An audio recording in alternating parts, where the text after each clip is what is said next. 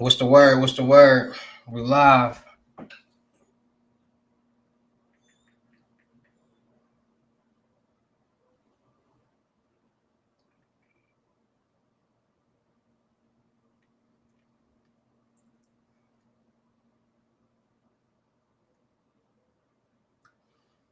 What's the word? What's the word? What's the word?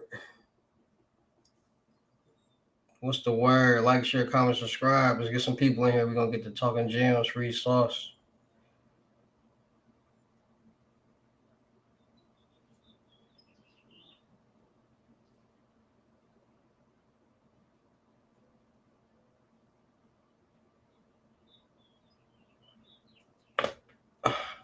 Like, share, comment, subscribe. Let's get some people in here. Like, share, comment, subscribe. Get a couple people in here, and I'm gonna get to dropping some gems.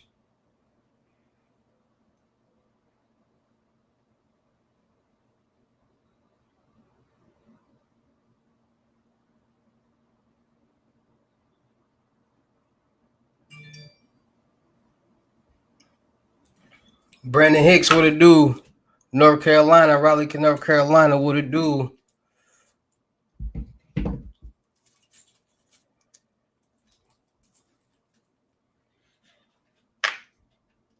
right, let's get to talking some sauce, man. So we got a lot of fraud going on. We got a lot of scams going on. We got a lot of credit going on. We got a lot of everything going on right now.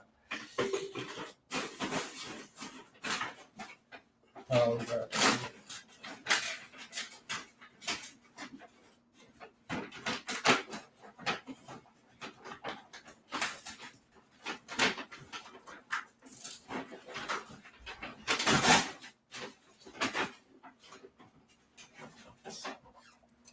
Thirsty, fam.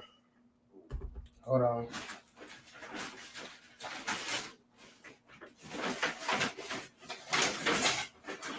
Well, these don't never give me no straw, bro. How y'all don't?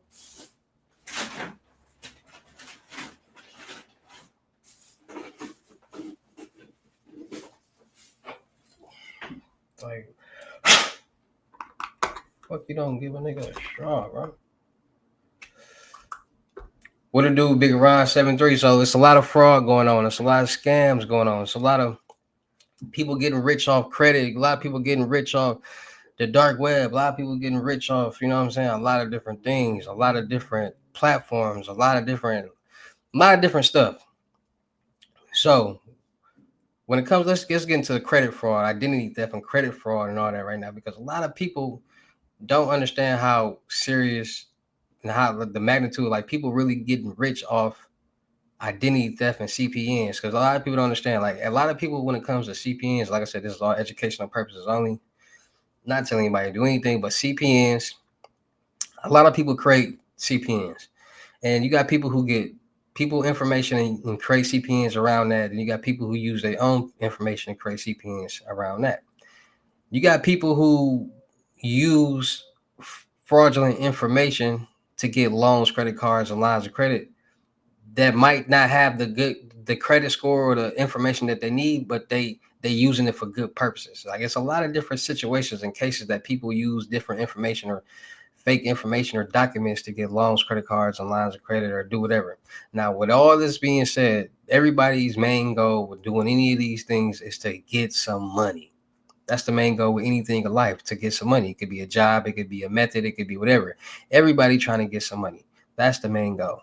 Now, a lot of people don't understand that when it comes to these methods, it's not one way to do one thing. There's multiple ways to do multiple different things, and a lot of people don't understand that. So with credit fraud, people are looking to get the most money as they can without having to pay it back. A lot of people ask me where are loans, where some loans that I ain't got to pay back, and there is no such thing as a loan that you do not have to pay back. If it is a loan, they're loaning you money and you have to pay that back. The PPP loan was a one-time thing that was going around. They got grants, and then you got people who understand business.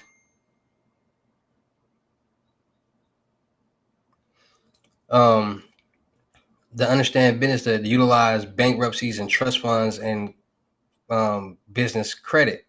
So a lot of people say, okay, the government created CPNs.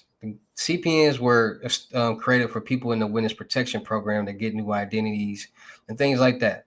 And there's no restriction on you not being able to get loans, credit cards, lines of credit, or build this credit on this new profile. And these are called loopholes. Everything has a loophole. And a lot of people don't understand that. Like when it comes to credit, when it comes to loans, when it comes to POS machines, when it comes to everything, it's a loophole to everything.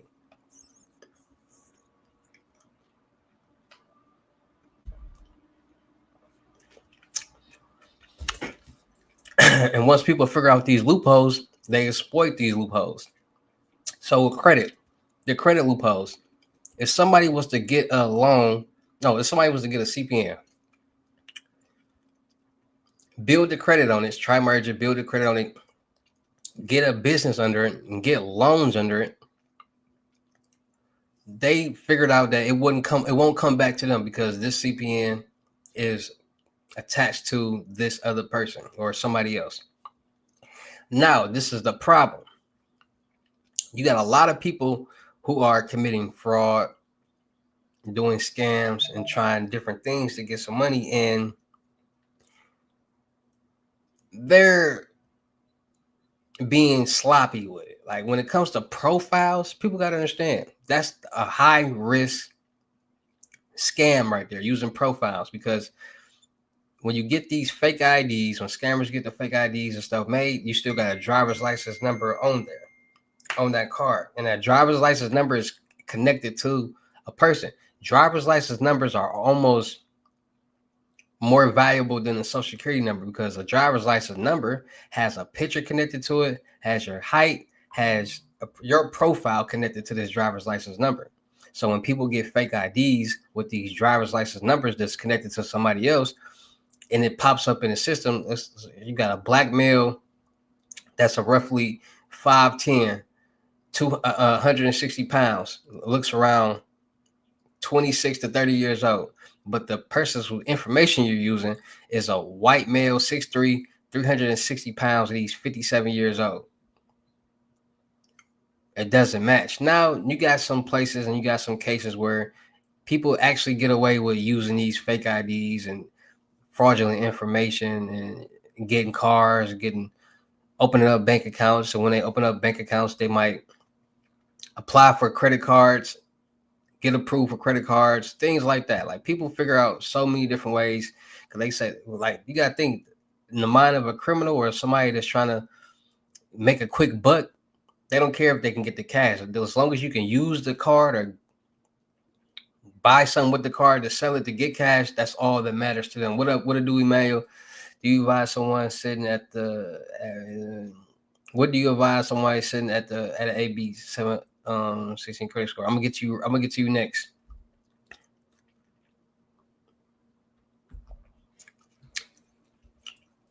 And make sure y'all tapping in, getting y'all FaceTime 101 limited gems lessons for $600 while they last, because they finna go back to regular prices at $1,000. So make sure y'all tapping in with that. But it's places that let things like this slip away and slide. And then you got places, a lot of people, listen, people mainly try to get CPNs to go get cars and apartments, to get some type of car. And people are starting to figure out, like, people figure out ways to do a lot of different things. So people, like how people stealing cars, people are figuring out that, okay, let me use this CPN to go get this car and turn it into a striker. Like people are literally doing things like that. Like people actually using CPNs to get cars and rent them out. Like it's so many different ways that people are doing it. Like I told y'all before, a lot of people come across a lot of different information, a lot of different ways. You got people who, at the end of the day, people run the world. So behind the scenes, behind all these businesses, behind all these platforms and everything that we do, there's a person. And just like when we calling these operators, calling these banks, and we talk to somebody and they asking us to verify information, we don't know what they doing. We don't know who's right there with them. We don't know, you know what I'm saying? It's a lot of data breaches going on right now. It's a lot of hacking and a lot of fraud and a lot of scams going on right now. So a lot of people have figured out like, okay, I'm not going to do all this nicky tacky work to get coins. How can I get lump sums of money at one time? And the only way you can really get lump sums at one time is with credit and with loans, credit cards, and lines of credit. So that's why a lot of people right now are starting to utilize credit, because credit will, you can literally go into the bank and they will give you $50,000, $100,000, $250,000 just off having a business structured the right way. And you got a business structured the right way on a CPN, ain't no telling what people are doing with these CPNs and how they utilize the money. Because at the end of the day, nobody want to pay nothing back. Everybody want to get something that they ain't got to pay back. Like everybody wants something for free. Y'all basically saying, what's some free money? There's no such thing as free money. No such thing as free money. Only time it was free money was when Donald Trump gave us some refund checks. That was the only time in life there was a such thing as free money. There is no such thing as free money. So when people like, what's some loans that do I ain't got to pay back? That got to be one of the dumbest questions that you can even have in your mind, because just by you asking about a loan, it's a loan. They're loaning you money. It wouldn't be called a loan if you didn't have to pay it back. So what? So go back to my bro was saying, if you got a 716 credit score, what do you do? Well, first of all, what is a 716? You got 3 FICOs. You got a TransUnion, you got an Equifax, and you got Experian. Which one is 716? See, a lot of people, you know, you can get rich off credit legally too. Like people is actually building their credit. Let me break this down to y'all too. Let me break it down to y'all. People, like, this is how debt gets you rich. Let me tell y'all, explain to y'all how debt gets the rich and why people are the poor are scared of debt. So let me break it down to you. So people start businesses. They get their business credit together. They start getting business credit cards, and they understand that certain credit cards only report to a certain bureau. So if you finding those credit cards are only report, and you get 3 pulls for each bureau. So you get 3 cards with this bureau, 3 cards with that bureau, 3 cards with that bureau. You getting plenty credit cards. So you got 16 credit cards, 10 of them $100,000, $110,000. That's $1.1 million in credit that you have, right? And we all know that you can literally get the money off the credit card. So once you get the money off the credit card, let's say you get $50,000 off each credit card. So now you got $500,000 in cash. Y'all do know that you can literally pay credit card bills with credit cards. So you basically paying the money back with his own money. And that's what people do. They build their business credit up. They get these credit cards. They leverage the credit card, the money off the credit cards, and they pay off each month. They pay the credit card bills with other credit cards, the same credit cards, and they keep doing it. Easy as that. And then, like I said, some people understand the bankruptcy, how bankruptcies work. See, the average American doesn't know how bankruptcies work. A lot of people think the credit bureaus file your bankruptcies, and they don't. The courts file your bankruptcies. So the credit bureaus have to buy your information in order for it to report to your credit report. Once they buy that information, it reports the wrong information, the wrong furniture, which already that right there makes it eligible for you to dispute and get that bankruptcy taken off your credit. And that's every time a bankruptcy is brought from the credit bureaus. They report the wrong information, but the average American is not going to know that. The average American is not going to know this information. So they're going to let that bankruptcy sit on their credit report for 7 to 10 years before it fall off. When they could have easily got it off because they're reporting the wrong information.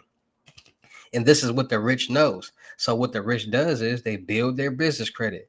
They start getting loans, credit cards, and lines of credit. Listen, when you get business funds, whatever you do with that money is what you do. They just make sure that you pay back your money. They don't monitor, say, so what did you do with this $10,000 that we seen you withdraw last month? What did you do with? They don't do that. No, as long as you make your payments each month, whatever that you do with that money it's not their business. It's for your business. So you get you a $250,000 loan, you can go put you $100,000 in a trust fund. They don't care. That's not their business. As long as you're paying back them their whatever you got structured payments for each month, that's all they care about. That's all they care about. And people don't understand that. Oh, you can't do this. Oh, you can't do that. People, it's funny and baffles me how people who don't got nothing going on or ain't never did nothing telling somebody that they can't do something that they don't know nothing about. It makes no sense. If you wouldn't be able to do it, then why is everybody else doing it? Why is the rich doing it on a consistent basis? Like, how y'all think all these people be getting on Shark Tank and all that? Like, they get business loans and they utilize it in the right way and they turn a profit with their business. Like they said, at some point in time, every business is going to fail. At some point in time, every business that goes up must come down. Toys R Us, Kmart's, Ponderosas, Circus Cities, all these stores that was once upon a time popular are no longer. They filed bankruptcy. Rappers file bankruptcy. When the rappers listen, bankruptcy is a legal finesse. Bankruptcy is for you not to pay back them bills. Like y'all do know right now, if Diddy filed bankruptcy, he can literally wipe his whole debt and still be a multi-millionaire, billionaire. Why? Because nothing is in his name. Everything is in his mama name. His mama don't got no lawsuits. They not trying to sue his mama. He ain't got no. Diddy literally ain't got no money. His mama got all the money. Everything is in Diddy's mother's name. So he filed bankruptcy. That would be a whole finesse for him to wipe all his debt and not have to pay nothing back and still have money.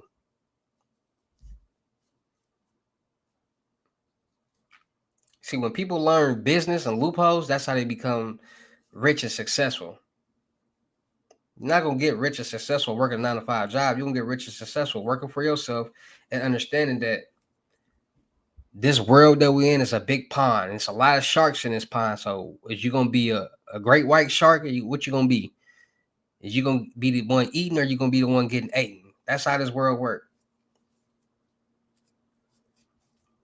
And then you got the credit card fraud. You got a lot of people with credit card fraud going on. See, a lot of people aren't aware how credit card fraud even happens. When you go into these ATMs, when you go into these restaurants and you giving every time that you give somebody your card, you should already like be wary of that because you never know what people doing. You going to Burger King, Taco Bell, all these drive-through places that will take your card and then they run it through. They don't be feeling kind of uncomfortable when they take your card and they shut that window and then come back. You don't know what they doing. You don't know. And we all know if they was to, let's say, swipe your card, it's not going to get an alert like, oh, somebody swiped your card. No, it only gets alert when somebody uses your card. And then we all know about these certain proxies and all this that's bypassing certain stuff. So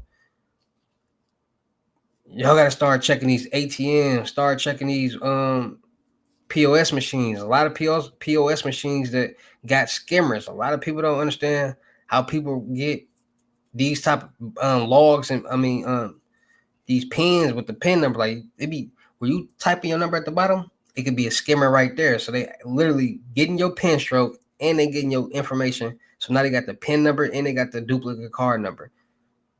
It's getting real out here.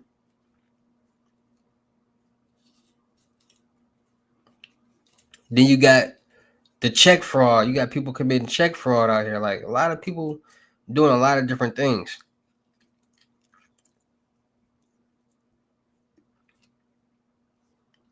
You got a lot of people out here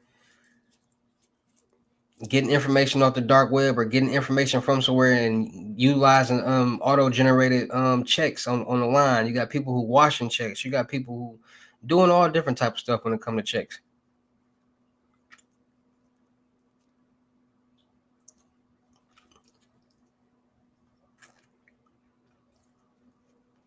A card is a card. At the end of the day, they know that all of it is insured by the bank. So they're going to get it back regardless. And then there's even another scam that people doing that people actually ordering stuff. Like people will like finesse their banks. Because you do know if you report and say you didn't order something that wasn't you, they got to refund you the money back automatically. And people don't know that. So people are actually doing stuff like having people out of town order stuff for them and then refunding the order and all that. Like people getting real clever when it comes to like refund scams and like people starting to utilize receipts. Like people starting to pay attention to ways to get money. So if somebody working at a store and they working at a cash register and people doing refunds and all they doing is scanning the receipt, hitting a button to say refund, and then giving that person back the money,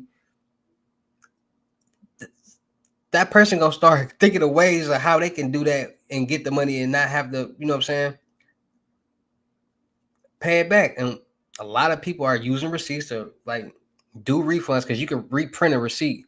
So if you reprint a receipt and you issue a refund, you know what I'm saying? They be just putting the money on a Cash App card, putting it on a gift card and things like that. And they getting caught because there's a camera up there. And when you're doing a refund and the product not there, it's not adding up. Then they'll go, okay, which register was doing the refunds? Okay, this was at what time? Okay, who was on that register at that time? Okay, that was you. Call her in office. I do so many reaction videos like that it's ridiculous. But people are getting a hold of refund scams. And then it's with this new generation.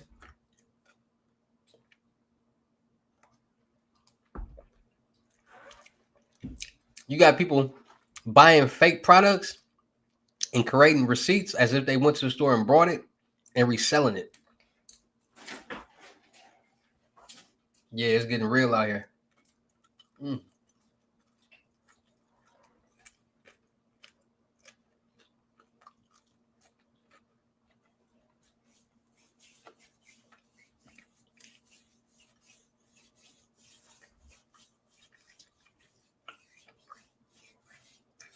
It's getting real out here, man.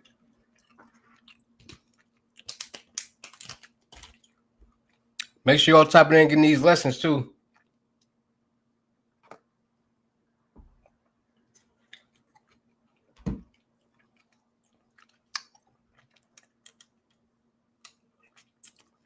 Now the dark web.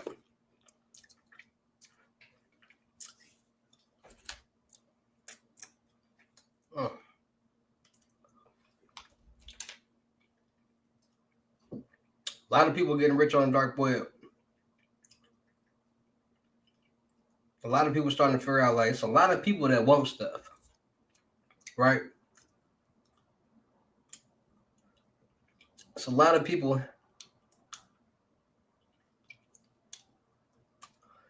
that want to buy dumb stuff.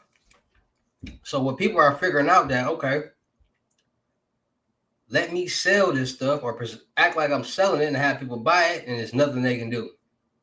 So people making 10 sites on the dark web, selling this, selling that, selling whatever. People buying, sending their Bitcoin, and they're not getting nothing.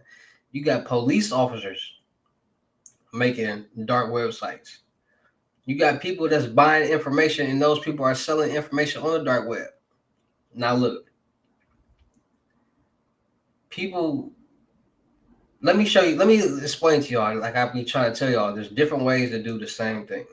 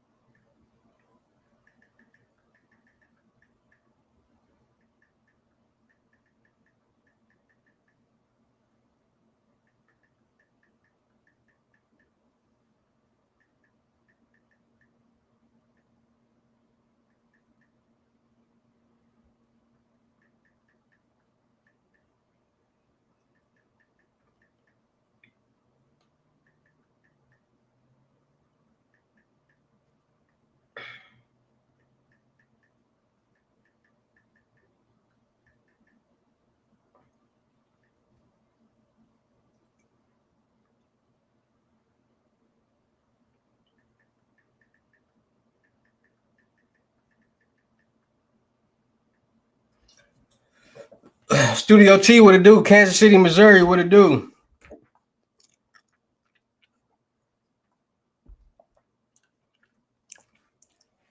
Make sure all y'all go subscribe to my Twitch right now, King Hussle Live. I do all my freebies, all my giveaways, all my IRL streaming, all my streaming with the Huss, all that over there, man. So make sure y'all subscribe to that. But back to this sauce and back to these gyms are gonna help my people win and keep them safe and keep them informative. You hear me?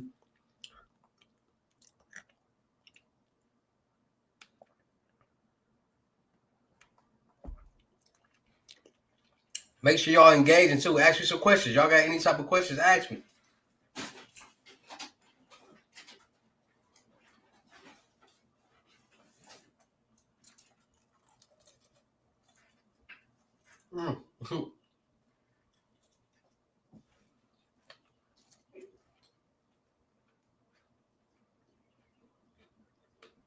You try a little damn.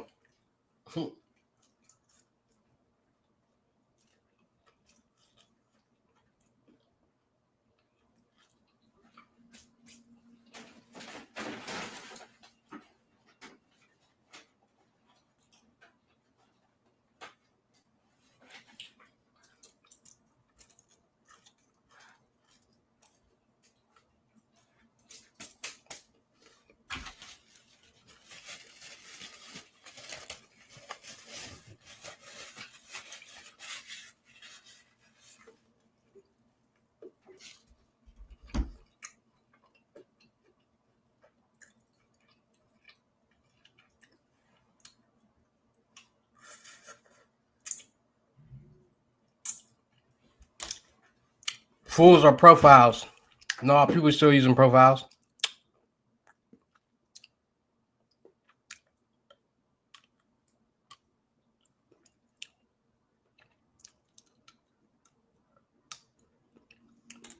People doing a lot of different things with profiles. People getting cars with profiles. People getting loans with profiles. Credit cards, lines of credit. People selling your home with profiles.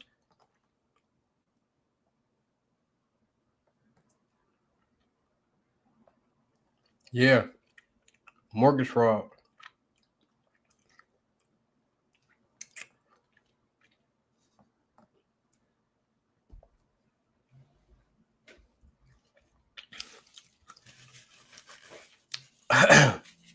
Like, look, let me tell y'all let me tell y'all the difference. Is y'all ready for these gyms? I said I got the heart.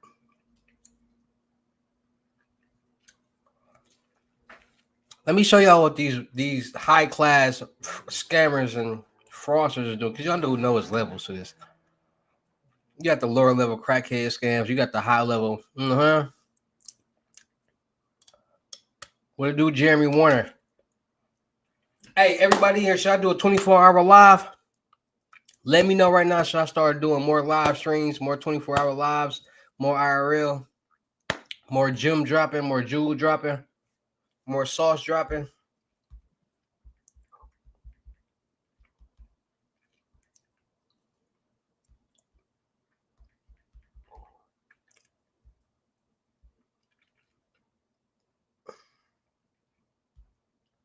Oh, that's what I was doing.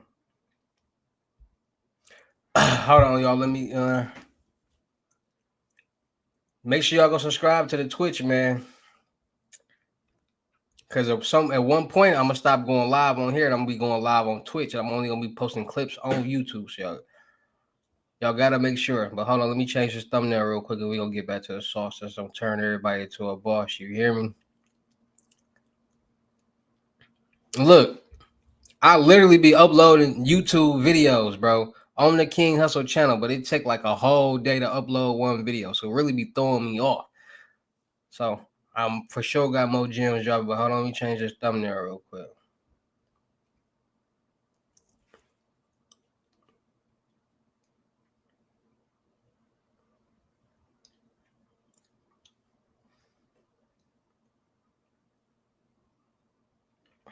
Bye. That look a bit more cooler. Let me change these thumbnails real quick.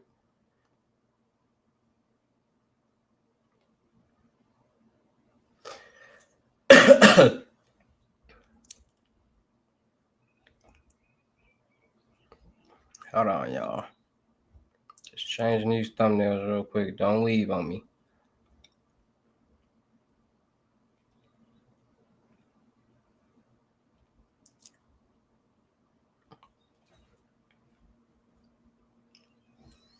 Let me change these thumbnail turns real quick, bro. And then we're going to be back to it.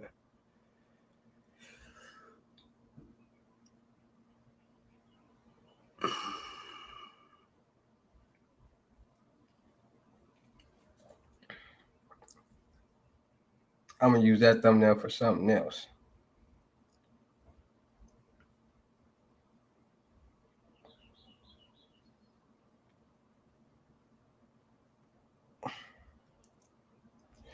All right, we back.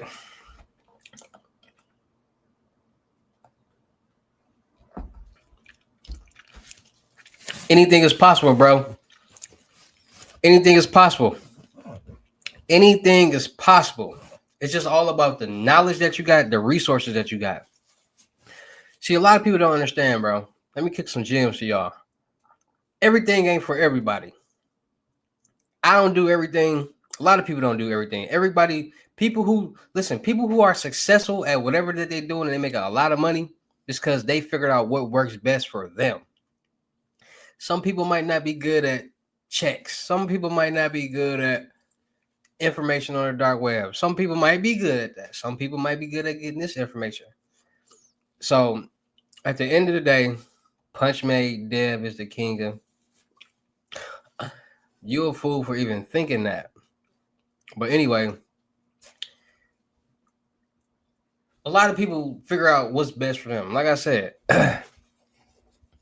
you got people who actually like know one thing and only stick to that one thing. Like people are literally coming up with ways to like wash these checks. Like you got people that's using the acetone and the brake fluid oil to wash checks. You got people that's using scalpels to wash their checks. You got people that's just changing little bits of the check to make it more, or changing the name, or like you got people that's practicing the person's signature. Like you got people doing a lot of different things. And at the end of the day, a lot of people want to work smarter and not harder. Like don't work harder and make coins when you can work smarter and make tons. And I'm not telling anybody to do anything, but it's just like whatever that you do in life, like why not go hard at it and make it make sense? Like if you're gonna be a basketball player, be the best basketball player that you can. If you're gonna be a rapper, be the best rapper that you can. If you want to be a froster, be the best froster that you can. At least you going hard at something. You never know. Some people actually do things and they stop and invest and become, successful people. Like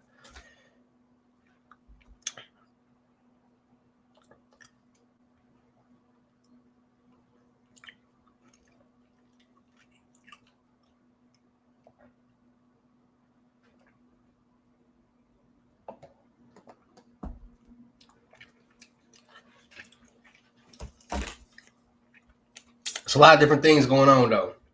A lot of different things. Now, on the dark web, they do got a lot of sites that's getting a lot of people rich. There's a lot of get rich methods out there. There's a lot of cash out methods out there.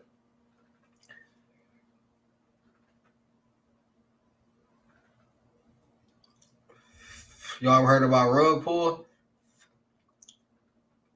The new cryptocurrency method?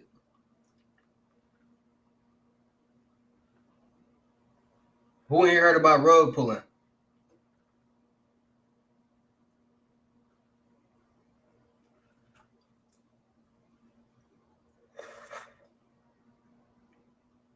How people making duplicate coins? People literally making duplicate coins, making them put them out there, and people are. So, all right, so let's say I make a duplicate coin of Bitcoin, and people invest in the Bitcoin, and my shit go up to the top because people think it's me. You got people that invest $22,000, $1,000, all different type of money, and when I pull it, then that's called rug pull. I mean, I'm taking out the equity. A lot of people getting rich off rug pulling right now in the crypto world. A lot of people, because they figured out loopholes. Like a lot of Bitcoin lows and Cash App lows is going on right now. are stemming for this. That's why y'all think Bitcoin has been at an all-time high lately. That's why. Because there's so many rug pulls going on.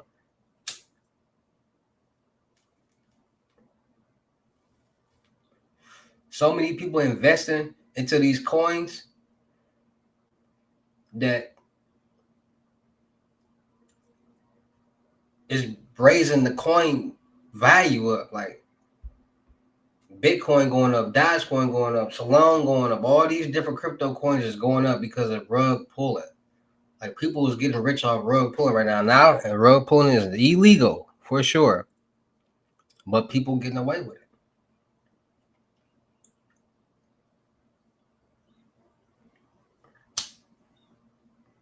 Like, let me see.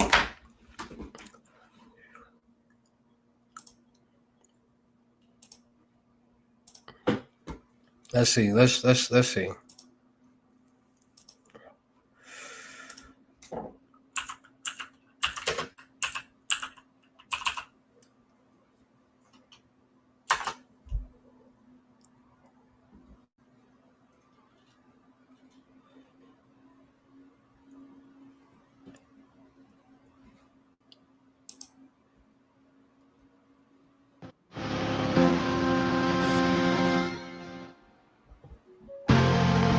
Y'all see this?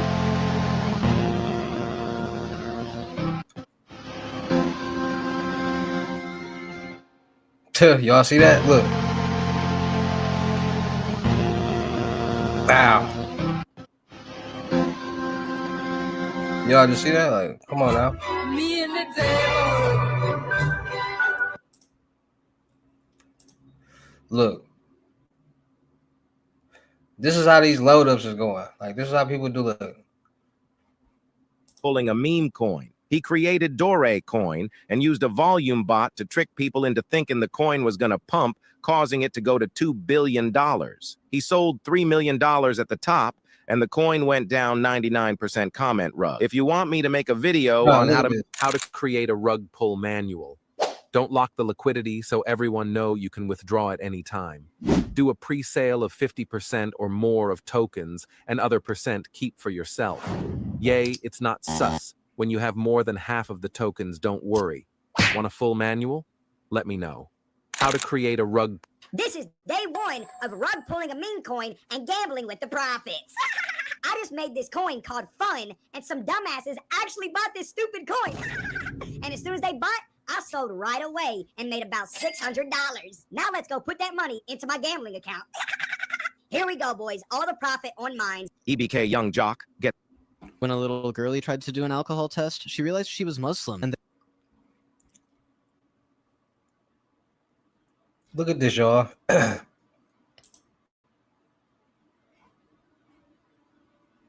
Y'all be wanting to know everything. $641,000 is how much I made with meme coins. Just keep watching because I'm going to show you the step-by-step on how to do it.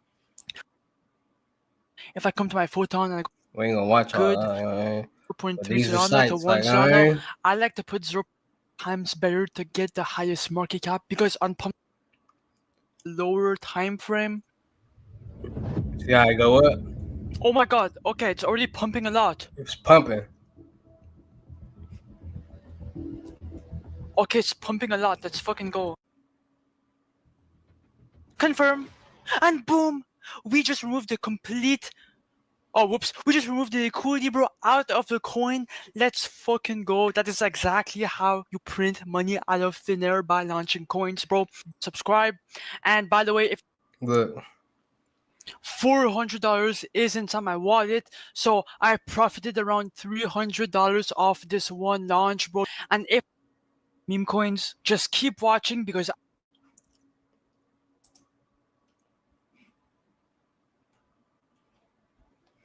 like, look at this, y'all. Like, y'all be thinking everything, like, people don't even be knowing about this type of stuff and be thinking everything be fake. Like, it's a whole different world out there. Like, this, and it take time too. Like, I bought it all just to make sure. It's how these loads is going, bro. Y'all be wanting these loads and stuff. Look. They got 23. I bought it all just to make sure. Fuck the delay. Look. They got 23. I bought it all just to make sure. Don't be afraid of the unknown. Do not be afraid of the unknown.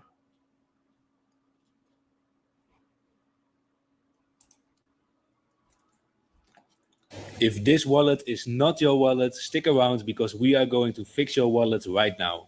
I went from $200 to more than $200,000 just by launching meme coins, guys. And I will guide you launched every competition, guys. Single person eat of any coding. And that's it, guys, because and whenever you connect your wallet over here, we go pool has been created. And in the order book, we can see the first order, $340, guys. That's great. That's an amazing first order. $340. Somebody already invested $340. 1.9 Solana, almost 2 Solana. That's a crazy order for the first buyer. So the liquidity is 1.2K. Numbers speak for the and almost 0. Look how it's going As you up. can see, there just came in another order. And let's see liquidity. Market cap 6K. I mean, we have done great. And the good part of this mess.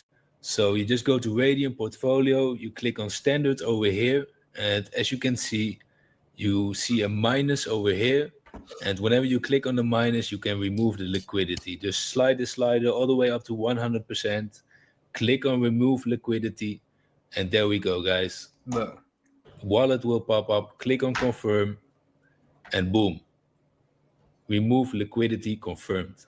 Look. And as you guys know, this is my favorite moment. Open up the wallet and boom. $1,100, guys. $1,100. Why we started with like 2.5 or 2.6 Solana again. I mean, we are almost tripling our money, guys, in like what, 20 minutes, something like that. You just launch your meme coin, boom. After that, you repeat the process. You launch your meme coin, repeat the process, and I keep trying to tell y'all. This little dude right here made a dub fast. Oh, it's Are we bonded yet, or what's good? Nearly 2 mil. Got kids out here really doing this, making money. Look at this. Oh, what? Did you just saw this with the migrant? He doesn't even know what's going on.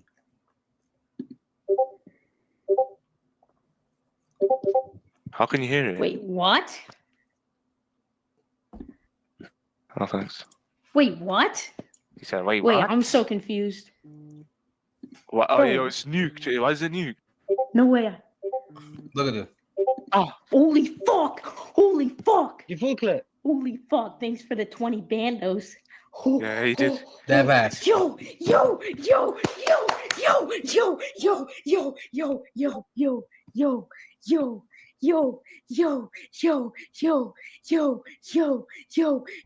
the fuck? What the fuck? Nah, bro.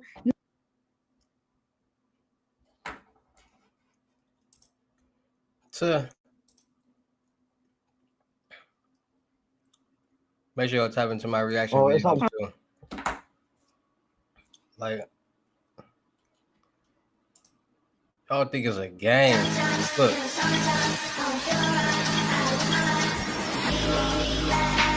Ow. Now imagine keep doing that all day, every day.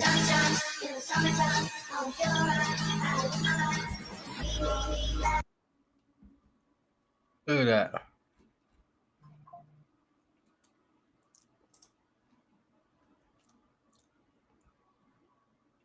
Y'all be thinking everything be, you know what I mean? People really out here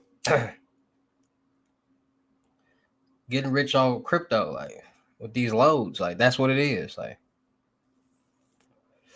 and then you got people on the dark web that'll do it for you.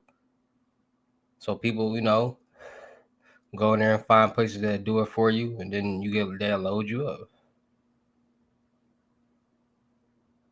If you're getting $700 a month, what method do you recommend trying? Anything pertains being a vendor. I was looking to some meme coins. I just didn't understand the charts. It's easy, bro. Like it's easy. Like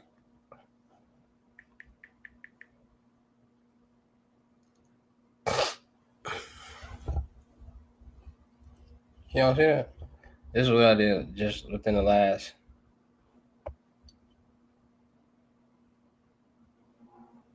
See that? Just in the last 2 hours.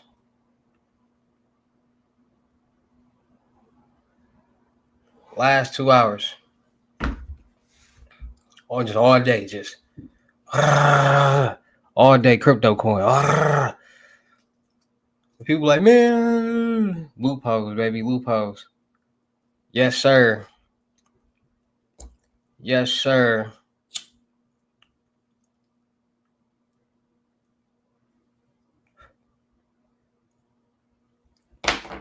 Like people be trying, people be trying to get stuff just to use it, and then people be buying stuff and using it, not like being safe. Like it's a lot of people out there that buy stuff and not understand that when you use something, it's being tracked. So people buy these dumps and pins and bank logs and all this.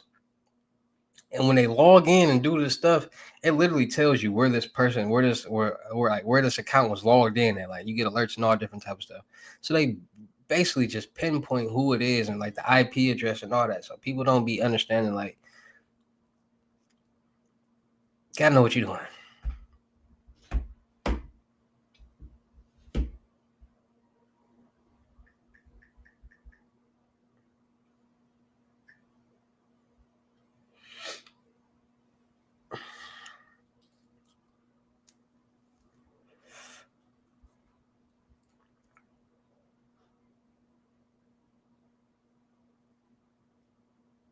A lot of doing Shopify and all that different stuff. People find out how to listen. It's people out here making Shopify accounts selling fake stuff. Facts. You got people selling moissanite watches and making money. You got people selling anything that's popular and is hot right at the time. So whatever's hot and popular at the time, people selling it on the spot of Shopify, making fake little stores and stuff, and selling and stuff, and people like actually buying it and like they like making a lot of money. Like people figuring out ways to make something happen. Literally, like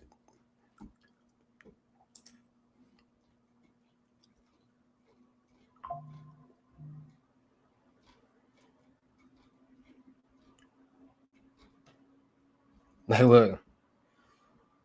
Like, why is this little dude, young road puller? Like, kids is getting some money. So you're up 4K. What's your plan? Here it comes. To be honest, I don't really know what I'm doing. This is like, I've never done this before. Rugged. I'm not.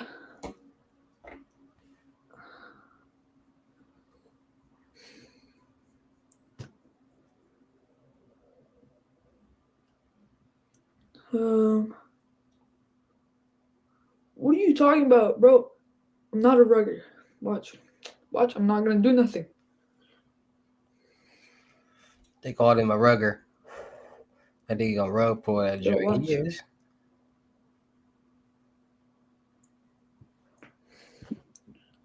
Hold on. Wait, let me. He got back on. He rug pulled that joint ASAP.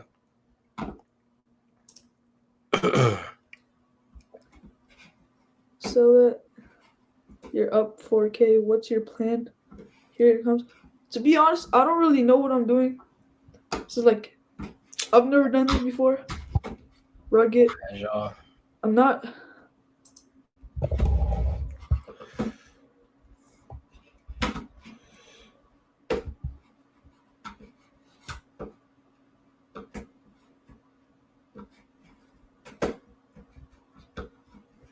Man, his mouse is janky for sure.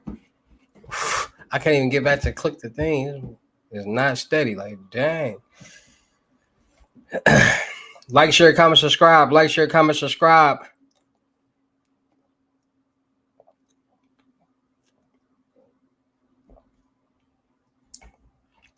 We live. Tap in with your boy. Make sure y'all like, share, comment, subscribe, man.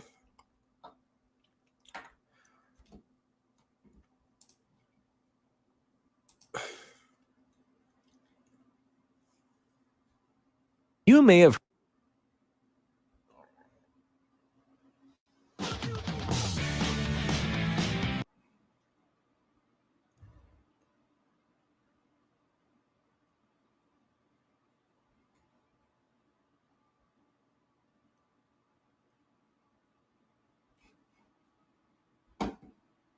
their investors.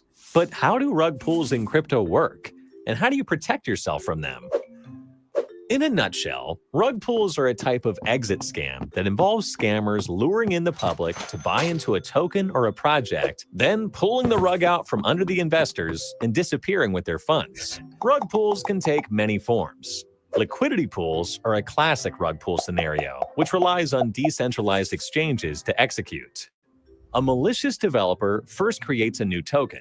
To make it tradable on a DEX, they will deposit a certain sum of this token together with a widely adopted crypto like ETH into a liquidity pool, meaning others who buy the token will be trading it for ETH, which goes into the pool. The scammer will hype the new token up to attract buyers and bring up its value. Once the token reaches a high enough value, they then remove all the ETH from the liquidity pool, which prevents further trading of the token, collapsing its price. Alternatively, scammers could just accumulate a large share of the token supply and then sell their holdings all at once after successfully enticing enough buyers to pump the token's value. These are sometimes also referred to as pump and dump schemes rather than rug pulls, but it's worth mentioning here since the outcome is the same, with investors getting the short end of the stick. Next, a smart contract rug pull is when a malicious developer intentionally includes smart contract vulnerabilities to defraud investors.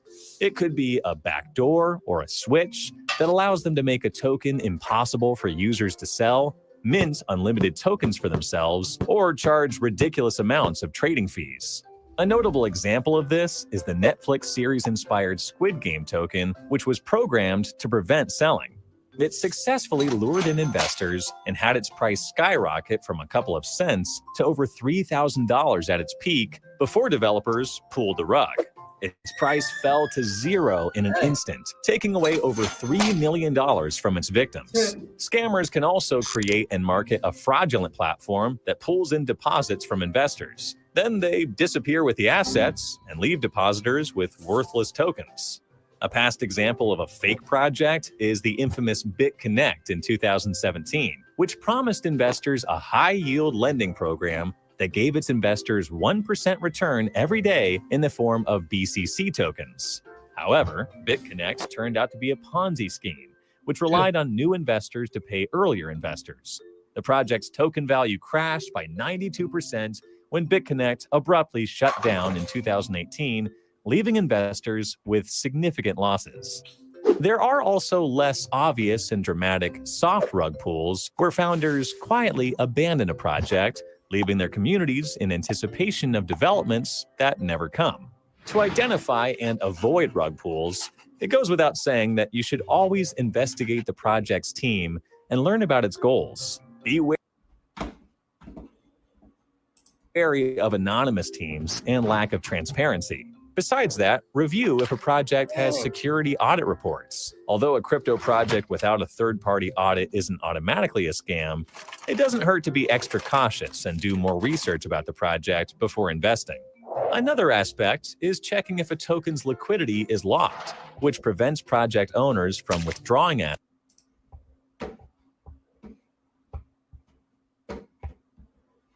Just about changy. So, like I told y'all, it's a lot of people with getting rich off this crypto coin, this cryptocurrency. A lot of people figuring out these loopholes with everything, with credit, with everything. What y'all want to talk about next?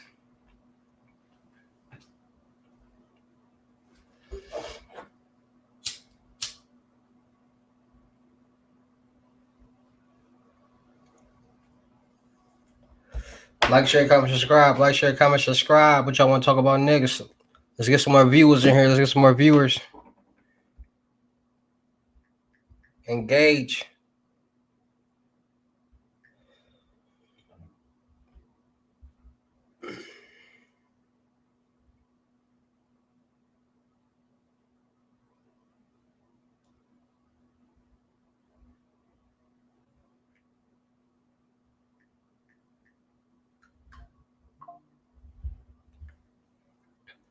Like, share, comment, subscribe. For like 6-7 years. All my life, but with discrediting all this stuff, 6-7 years. got a lot of people rich, changed a lot of people's life. When I say got a lot of people rich, I mean gotten them out the situation that they in and changed their life for the better. And now they doing different things, just getting them some money, and they ain't gotta work a 9 to 5 job. With anything, credit, everything.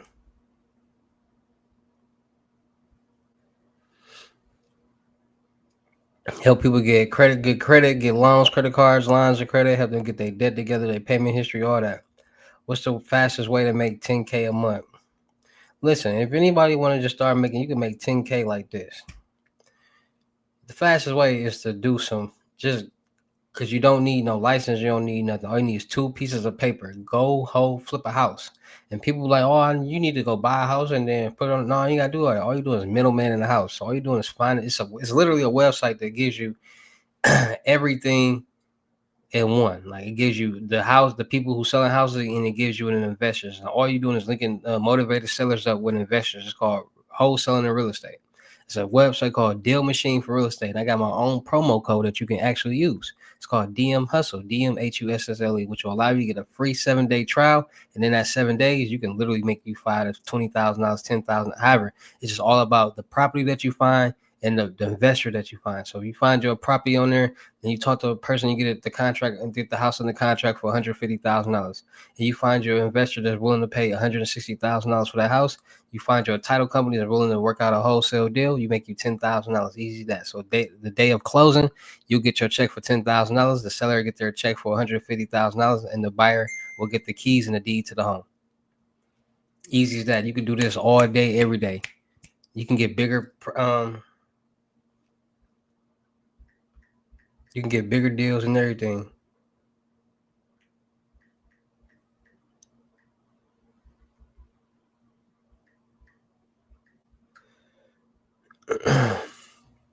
Like people be missing out on this opportunity to get like some real money. Like you don't need no cash or no credit. There's something you don't need no cash or no credit. And it's wholesaling, doing people wholesaling everywhere. So y'all really missing out on hundreds and thousands of dollars. Like there's so much money out there that's just sitting there waiting on people. Like y'all know something called surplus funds, that people literally got money sitting down at the Treasury office that they don't know about. Like when people, this is another thing that y'all need to be looking at when it comes like free money. People don't know that when you get your house foreclosed, like let's say I'm finna foreclose on my house. I owe $50,000. When your house goes into shares auction, they gonna start at $50,000. So if the whole bid just jacked up to $150,000, technically the person who owned the house is owed that $100,000, but they don't be knowing that, and they actually send out a letter to the person saying, "Hey, you got this $100,000 waiting on you," but by the time that they send that letter out, that person has already moved out that house. So they never get that letter. They never know. It's just money sitting down at the treasurer's office, and they wait till somebody claim it. After a certain time, they just take it and they invest it into the city or the state or whatever. People don't be knowing they got millions of dollars down there, hundreds of thousands of dollars, all type of money down there. And you can get a percentage of that money that you recover for somebody. That's free money.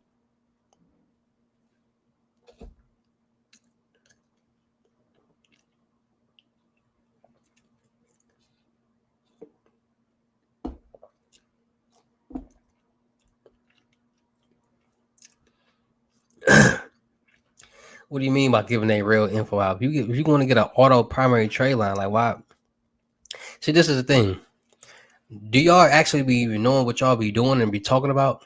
Like if you running a business or trying to build your credit, why would you want to put something in somebody else's name or not use your real information that's not going to reflect to your own credit report, which is going to help your credit score, your payment history, and your debt? Why wouldn't you want it to report? See, this is how you do it. You go finance your car. $20,000, $40,000, $30,000, something small, under $50,000. Make a couple payments because you know them cars, the payments be real low.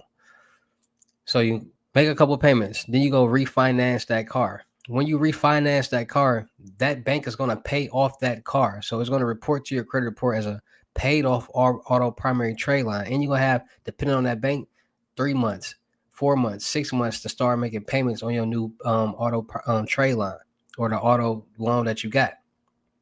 That's how you finesse that. How can I get a loan? My credit mentorship is $2,500 loan. I mean, trade lines are included because with that $2,500, I'm going to be the one cleaning your credit, building your credit, establishing your credit, personal and business, and helping you get your first loan, credit card, and line of credit. Trade lines are not free or cheap. I'm not going to add a $500,000 trade line package to your credit report, and those cost $3,000, $4,000, $5,000. This just don't work like that.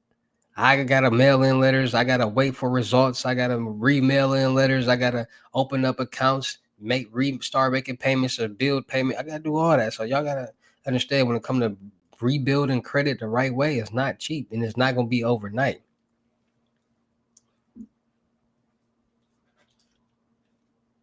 But it's possible.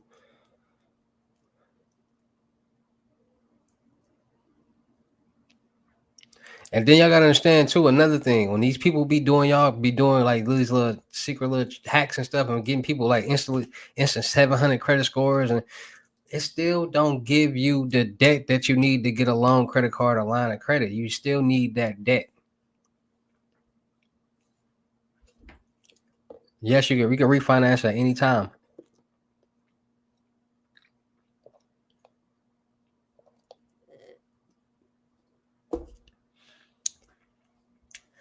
You can refinance at any time.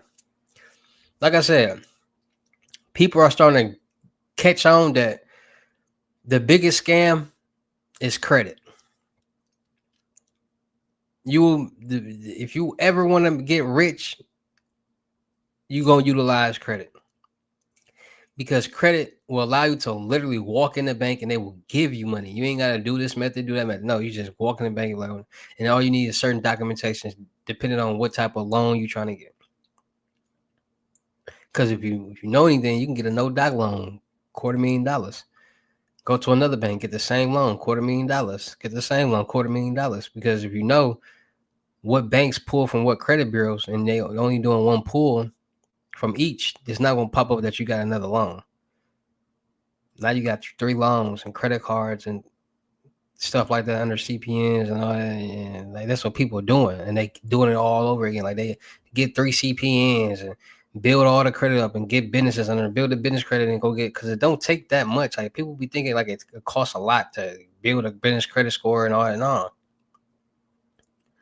With only $700 a month, cuz what you mean with only $700 a month? Like, I got a CPN, but I'm not getting approved. Because you're not getting approved because there's a lot of people don't get approved with their CPNs. A lot of people don't get approved with their CPNs because when it shows in the system when this CPN was created, and it's a brand new profile. And this profile don't got no type of debt, no type of age, no type of payment history, none of that. So when you're trying to go apply for and get these things, loans, credit cards, lines of credit cards, and stuff like that, you don't have no debt. You don't have no history on this profile, on this CPN. So it's red flagging because it's going to show when it was like active, like when this number was activated and all that. So, and sometimes people don't even be having to try merge. Like people don't even be having credit scores on them because they don't know how to try merge it. So it's a lot of different reasons why people don't get approved with these CPNs, because what CPNs is created around your name, you got to do a little bit more. Like you got to do, you know what I mean? You got to do a little bit more work. When you get somebody's profile is already established, you really just using somebody's profile and putting your picture on their profile. That's what I did. That's all you're doing. So with John Smith got an 800 credit score, $2 million in credit, you get your fake ID with his information on it, and you can get loans, credit cards, and lines of credit, and and buy you. And like I said, people be staking out mailboxes, so they might get a loan, credit card, or line of credit, and it might get mailed to the address, and they might stake out the mailbox and go steal the mail, like, and get the car. Like people do a lot. You'd be surprised, like the magnitude and the lengths that people go to do certain things. I had a CPN, got an apartment, ended up leaving. The CPN was linked back to me and ended up on my credit, so CPN is no good. Go. Why y'all be getting these apartments anyways? Like y'all be getting apartments, y'all be getting the smallest and the dumbest things that they don't do nothing really for y'all. Like the goal is to make money. Like I'm not telling anybody to do anything. This is all educational purposes only. This is all real talk. This is all things that's happening right now in the world that people are doing. It's just bringing awareness and things like that. But people gotta understand, like the goal is to make some money. Like what, like apartments and all that. Like people be like, this one kills me. People try to get apartments with CPNs, and you don't need a CPN to get an apartment. Like when it comes to getting an apartment and you got an eviction, it's places that Now I can see if you got an eviction is holding you back, but people don't be having evictions. They just be having bad credit, and with bad credit, all you gotta do is pay a double deposit. Like that's mainly what they do is just have you pay a double deposit, and you right in the door. So people just be doing stuff to do stuff at some point. Like really, people just be doing stuff to do stuff.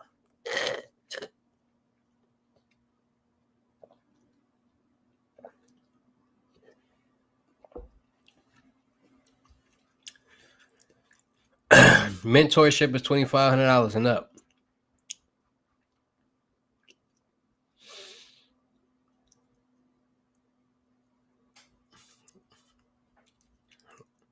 In my mentorship, I will be giving you the opportunity to become a certified credit consultant, cleaning your personal credit, business credit, showing you how to do methods the right way, showing you everything and anything that you want to know. Just don't come.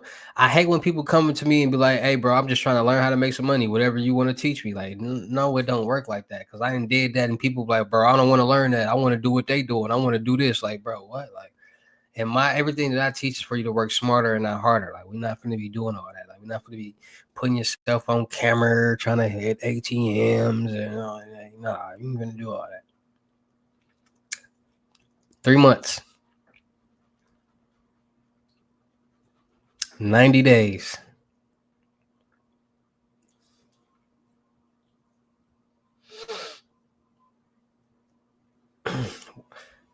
Y'all think when y'all should do when y'all think I should start doing my 24-hour live?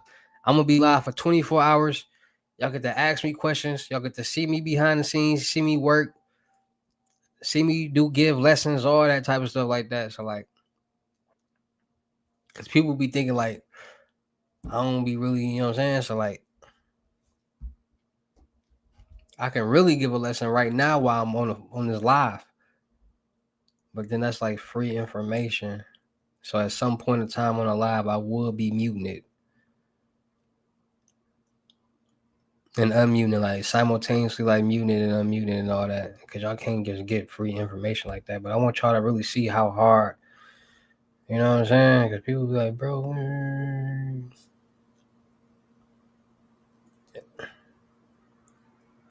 Everybody always wants some help with. Don't understand that. Don't write me thinking you're gonna get something for free because it ain't gonna happen, man. It ain't gonna happen. Not working for free. When people paying me, why would I do it for free? Why would I work hard for free?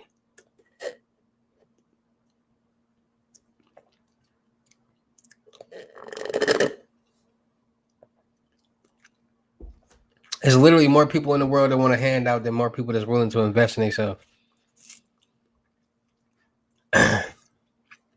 I might do this a 24-hour live.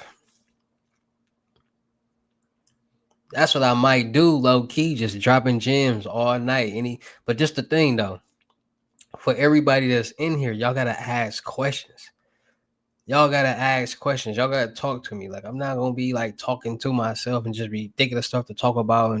No, it's easier for y'all to engage, and that makes things way smoother and way better. And that makes, you know what I'm saying, the engagement better, and it makes me give out answers and answer questions that other people that might be afraid to ask and type might be wanting to know, and I might answer their question for because you the one. So y'all gotta engage more. Like for all we on 7-10 different platforms. We on Facebook. We on 1, 2, 3, 4, 5, 6 YouTube channels and a Twitch right now. So y'all watching right now, engage. You can ask me anything that you want to ask. As long as you trying to learn how to make some money, as long as you just want some information about something, as long as it ain't nothing goofy, I got you covered. But just engage because y'all might got some questions that I probably didn't even think about. That might be a good question, that a good topic. So this is the Hussle family right here. If y'all in this chat right now, y'all part of the Hussle family. Y'all gonna be the ones getting freebies and giveaways and stuff like that because y'all engaging. And when y'all engage, I see y'all name. I see everything. So I know who to pick out. I know who to make a moderate for my channel. I know how to, you know what I'm saying? Then people, I know who to send a cash app to. I know who to give a free method to. I know how to give some type of free information to. You know what I'm saying? So y'all gotta engage because the more you engage, the more it'll benefit you in your way. Point blank period. Help me help y'all. Easy as that. All right. Did you use your real personal email, birthday, and card linked to you? Anything regarding your CP? So with fools, I gotta just basically find my own method through. It ain't with listen. Fools is profiles. Point blank. That's what it is. A fool is a profile. So you basically somebody. This is the full information. So people just getting fake IDs to these profiles and they applying for stuff and like you know what I mean? Like you got people figuring out and finding chicks that work at banks and manipulating them and letting them making them get them information or being at their house while they at work and seeing information. Like you know what I'm saying? Like all that information is right there and they take it. Man, it's getting crazy.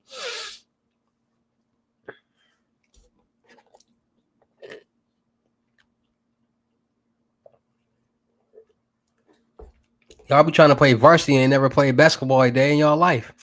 How y'all gonna do that?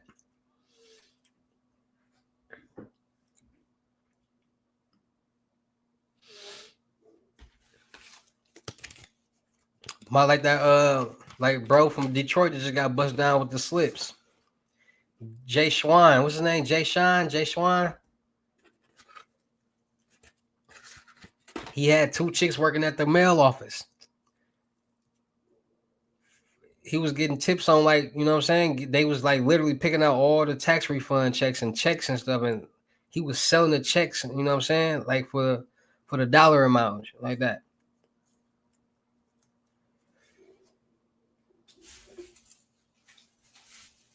Over $63 million. See, people, this is the thing. People be so green and not like so gullible, like, man, this ain't gonna come back to me. But you gotta think when real people is missing their checks and tax refund checks, and they gonna want their money. Like they gonna be like, bro, I ain't get my money. So they gonna start doing their investigation. And then everything gonna start like being tracked. Like, okay, we mailed this through this system. It went to this mailbox. Like it went to this carrier because everything is scanned. So they go like, okay, at what time? Like everything is tracked. So and that's how you got caught. That's how they all got caught.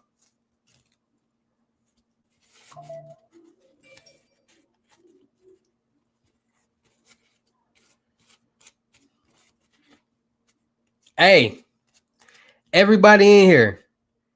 When King Hussle, my main channel, gets to 100,000 subscribers, I will be doing the hot chip challenge. But this the thing, I will be eating like 6 hot chips, and I got the hot Reaper peanuts that I'm gonna be eating. So I'm gonna turn it up a notch because y'all know I'm not just a credit consultant and all that. Like I'm an entertainer. I own a production company, so I do a little bit more than just talk about credit all day. I talk about real life situations. I give people motivation. I do music. I do live streaming. I teach credit. Like I got a rain channel. I got a motivation. I got a horror story channel. Like everything that I be preaching and teaching to y'all, I literally do. Like no cap, no faking, none of that. Like y'all remember me telling y'all go create this horror story channel. Like it's a YouTube automation channel. Go create this rain channel. People like to listen to rain videos and stuff like that. Like 595. I'm gonna show y'all my rain channel. Like y'all want to see my rain channel and all that? Look, hold on. Y'all want to see my rain channel and my horror story channel, so y'all can get motivated. Like, dang, cuz you know what I mean, bro. Hold on, y'all. This the Hussle. I'm tired already. Hi. What's cracking? I'm hot. I don't want to go anywhere. What do you think? Where you going? To a game night. To a game night, y'all. You got a date? No. Mm-hmm. It's just me. It's just me. Everybody flaking. It's just me. Not just me. Like, I think my brother coming. What is game night at? At Julian's Hall. Who not answering you? What you talking about? You talking to me? I'm on live. My bad. You said now. Where you going? To Julian's Hall North. Junior's Hall. He be having a game. Yeah. He be having a game night there. He be kind of lit. And I want to be clear lining the whole ready to go. So when you making that move out here, see me? When you stop ignoring me and some weird shit. I don't ignore you. I don't ignore you. I be working. You gotta put a little bit more pressure, a little bit more effort. Yeah. I ain't good at stalking. That's a lie. You think What time you coming home? Okay, I think I'm ready. What time you going back to the house? I don't know. Probably after that's over. What time is that over? All right, text But me. even then, depending on my mood, I probably not stay long. All right, text me till you get home. Okay. All right.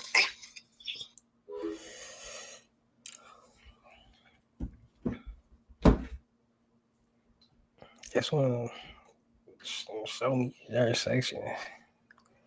Who not answering you? Why you not answering me? Okay, let me go to your comment. My bad. Don't.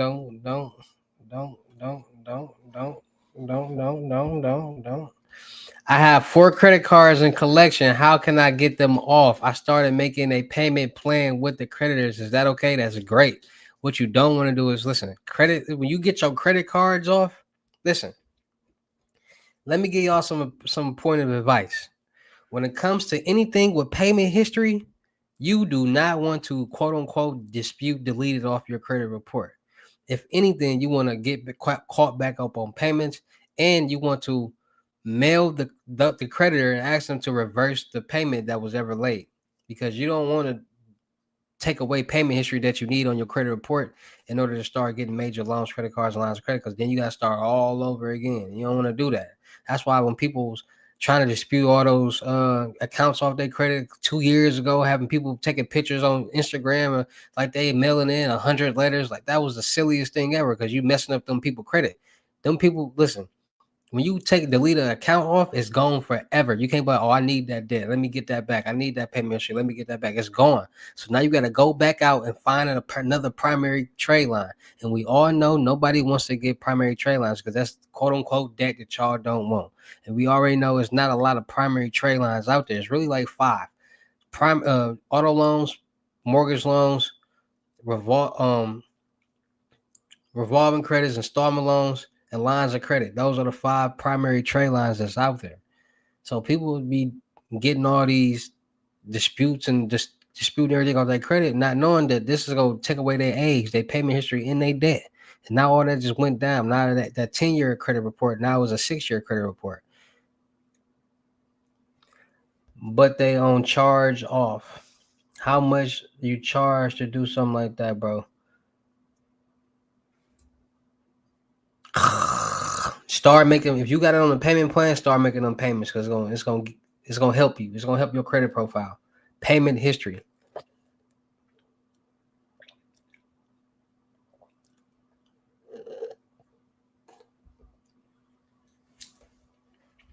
Like, share, comment, subscribe. Like, share, comment, subscribe.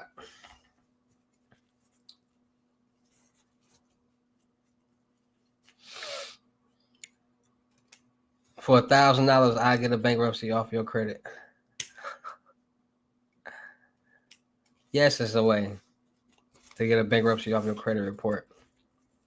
It's how the rich get rich. And that's why that's why you see every rapper, every millionaire, almost billionaire filing bankruptcy. It's a legal finesse. Like, it's a legal loophole finesse. Like, they trying to keep their money and not pay them bills back.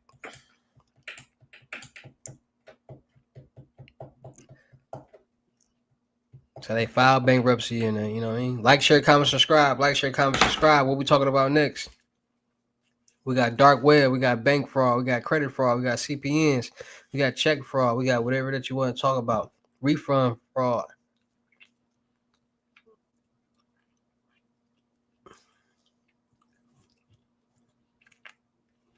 Of course, it's different. It's different. Canadian dollar not even the same. The euro, y'all got euros. So shit, security different. Like,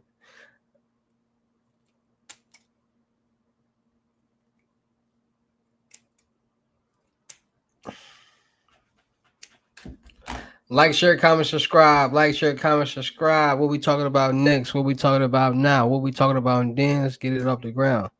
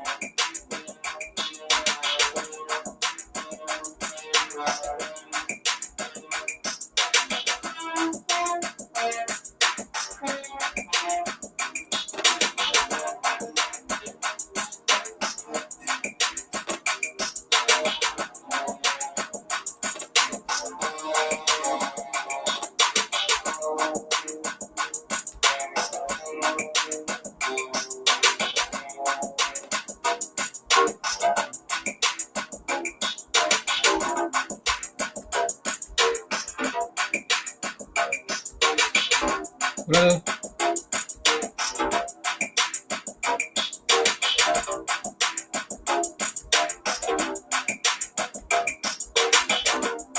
Hold on.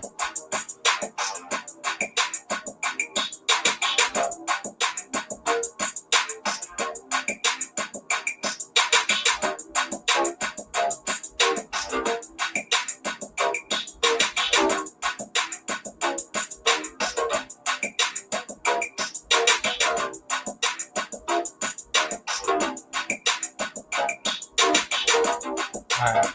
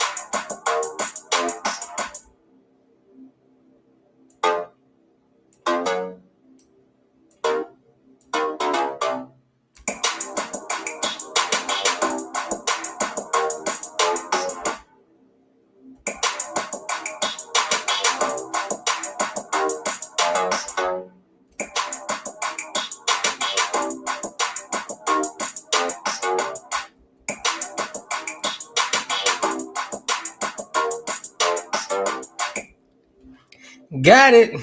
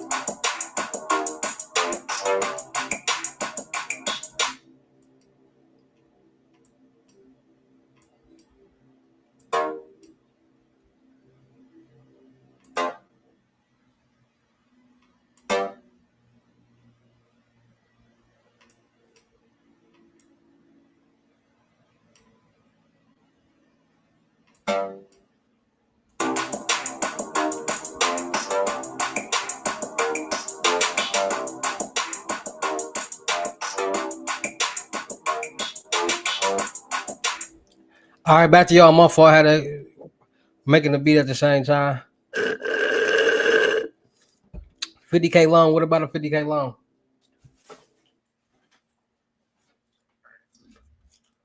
What it do, what it do, Nick West? 414 Love, stand up. Cause what I got.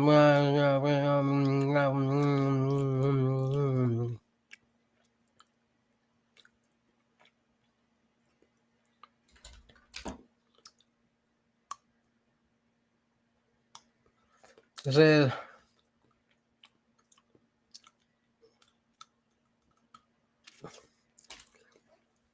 I mean, shit, should have took a better picture with the ID. Should have looked like I put a fake mustache on or something.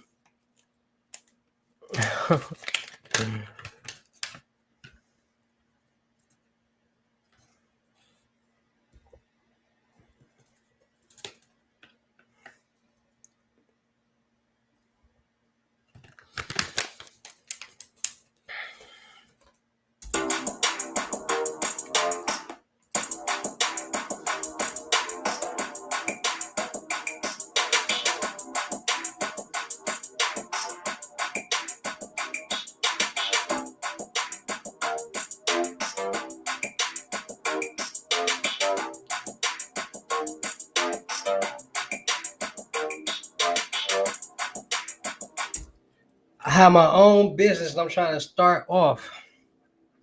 What kind of business you got? Like, share, comment, subscribe. Like, share, comment, subscribe. We live.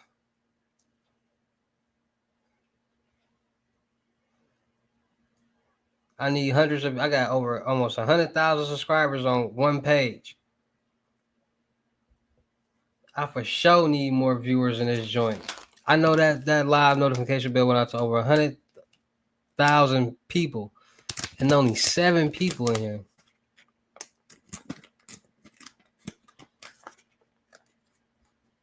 That's wild business. 6 people in here. Transportation. What type of transportation business you got?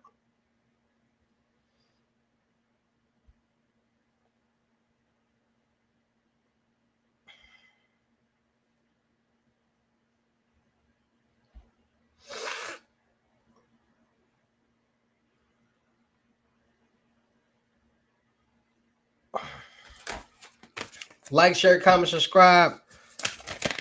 What it do, my H&E family members? What it do? Like, share, comment, subscribe. All my Twitch family members. Everybody on the Milwaukee made King Hussle 2.0, King Hussle. Rags and Riches. Facebook. Twitch.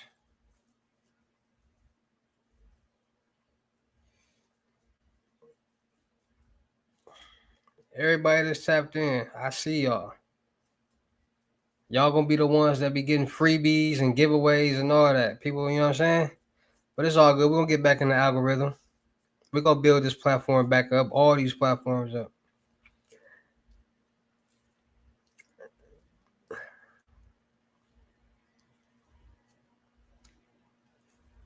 I'm in Wakanda.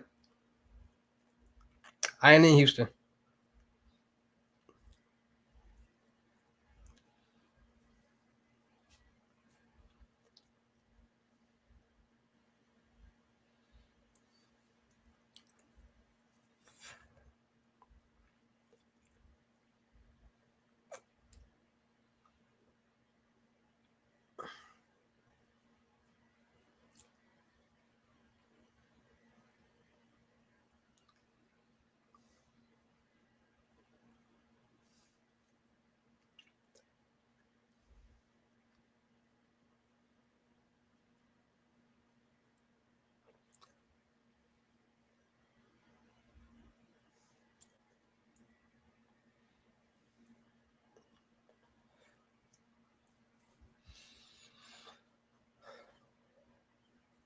Like, share, comment.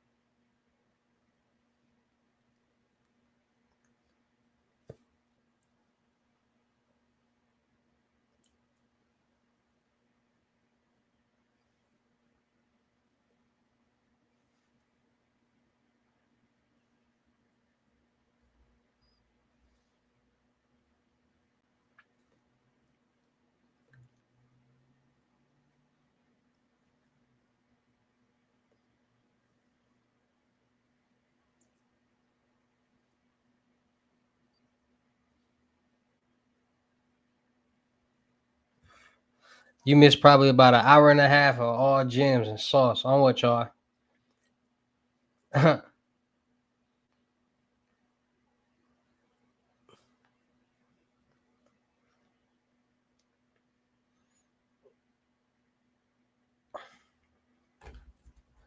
you feel like that's the best course for you, then take it.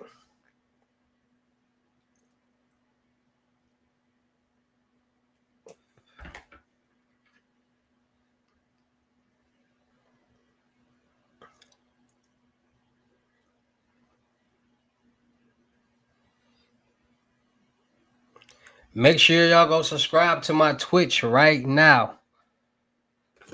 If y'all ain't subscribed to the Twitch, y'all already missing about this.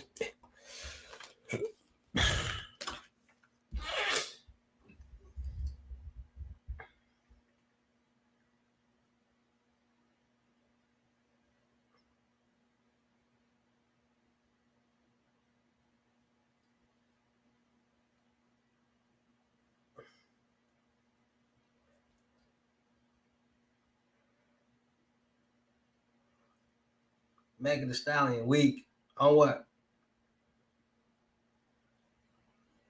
I'm finna get the roasting motherfuckers in a second. Cause y'all do, hey, who in here know me from back like 6 years ago? When I first, you know what I'm saying, got into this real YouTube world now, you know what I'm saying? When I used to be telling you, like, y'all do know y'all do know I'm a hacker, right?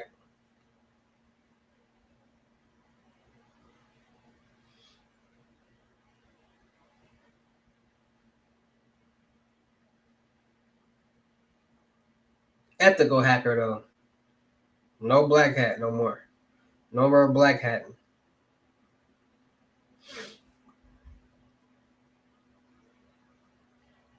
Y'all do know like the vendors and the hackers make way more money than people. Like people who try to do these methods and put themselves like in the front street and like leave paper trails and like be on camera and eventually get caught. Like that would be killing me.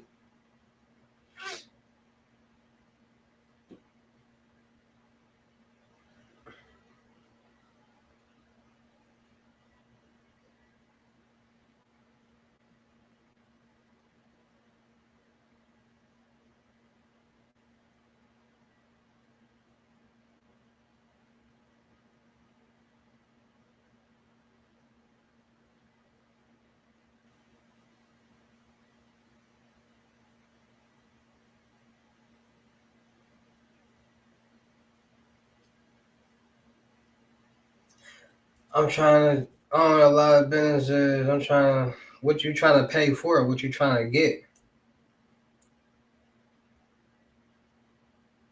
Talk to me. Talk to me. Like, I want y'all to have full-blown conversations with me. Because I'm having conversations back. I'm giving freebies, giveaways, and all that.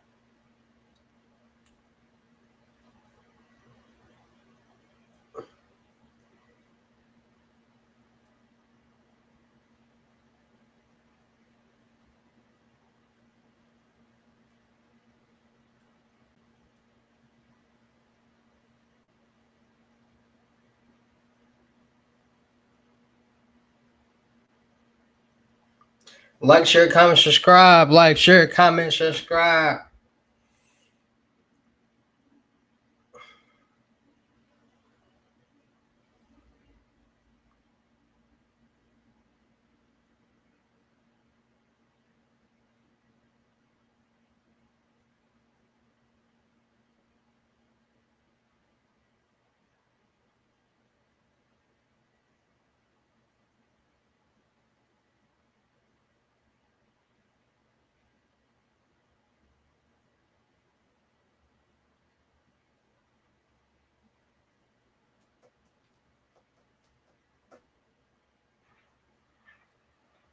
You ready to get paid? Listen up. E-Loans is giving $5,000 no credit check, same day funded personal loans to people with bad credit. Yes, anybody out there that needs a quick instant $5,000, they will give you the bag. EILOAN.com. That's EILOAN.com. E-Loans will give you up to $5,000 no credit check, personal loans, same day funded. Now, understand this, just because you got bad credit and you try to get this loan does not mean you're going to instantly get approved. You need to show on your credit report that you can manage money. So go get those trade lines, add those credit strong trade lines, those maximum credits, those self-able. Like, share, comment, subscribe.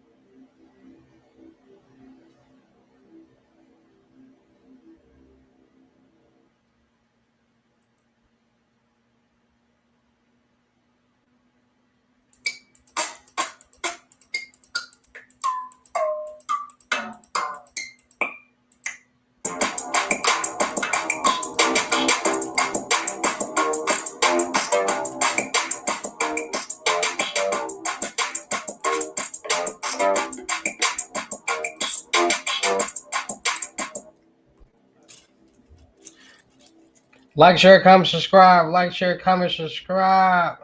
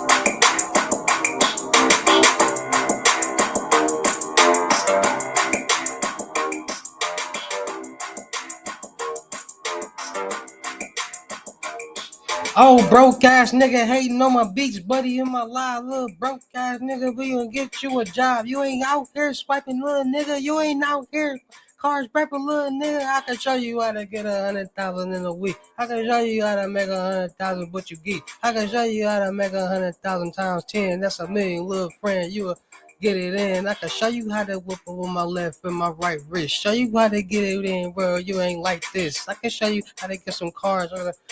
Hey, your baby mama tryna fuck cause you got this. If you got some money, little nigga, I can show you something. You ain't talking money, so I got you right here running something. Hey, I can really get my shit off on that. What it do? Fresno, what it do?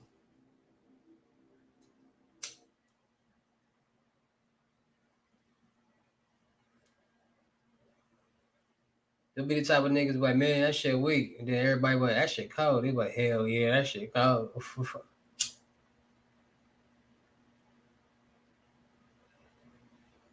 But you got your own taste, little bro.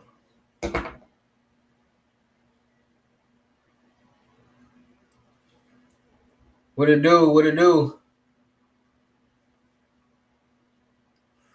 Make sure y'all go follow my Twitch right now. Go subscribe to that Twitch, man.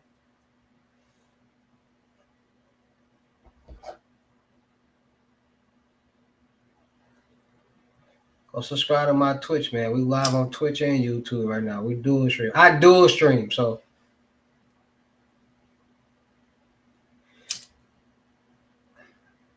I'm from the Midwest. I'm from Milwaukee.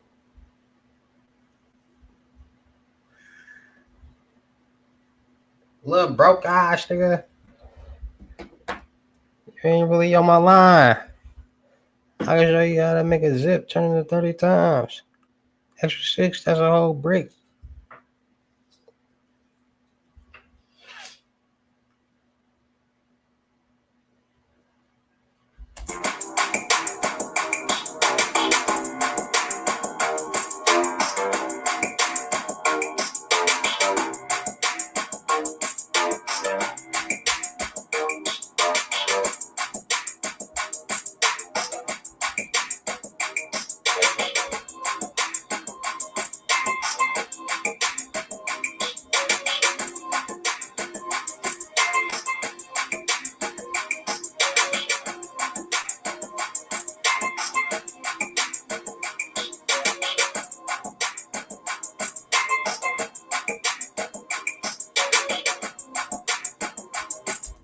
Can you find court with a CPN? Can you fund a court with a CPN? If my real credit up, cuz I'm confused on what you asking. Can you fund a court with a CPN? You can do it with anything. Yes, you can.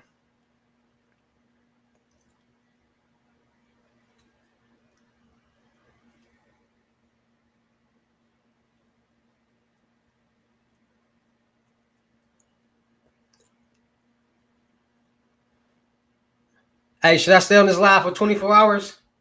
Should I get my streaming on? Like, share, comment, subscribe. Y'all get to talk to me for 24 hours. Y'all want that? But I'm gonna have to.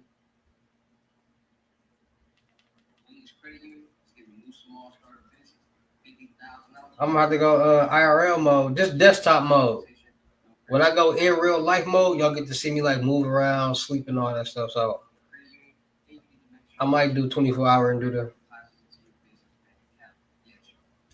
But when I get 100 subscribers, 100K subscribers on YouTube on my King Hussle page, I'm eating 6 hot chips and I'm eating some hot peanuts. So make sure y'all, let's get this channel to 100,000 subscribers. Let's get these videos in the algorithm.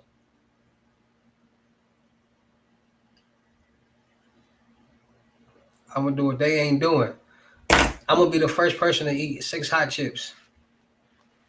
Y'all think I can do it? And I'm gonna teach credit at the same time. And I'm gonna give a method.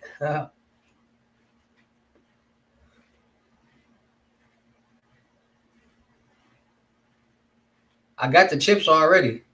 And I got the peanuts. I got all that already. Y'all want to see it? Y'all want to see the chips and the peanuts?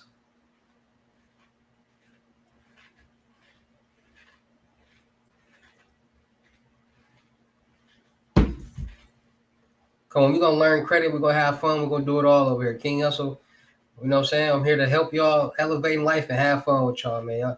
I'm the best entertainer there is. Like, ain't nobody dual streaming. Ain't nobody giving lessons. Ain't nobody got 10 YouTube, 20 YouTube channels like me doing different things. I'm really the only person doing that. Ain't no DDGs, ain't no Kai Snatch. They all got their little Twitches and their YouTubes. That's, little 2 platforms. Me, I got Twitch, 20 YouTube channels, all that. I'm on everything.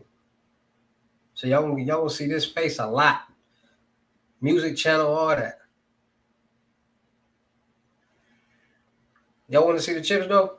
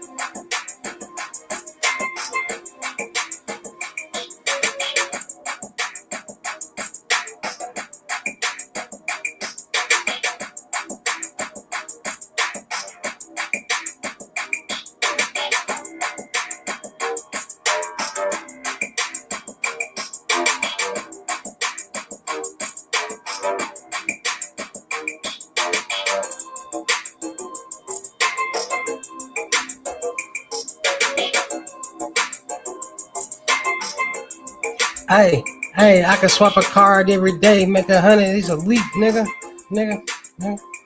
I can get your bitch and go bust some checks for me. She a runner, nigga.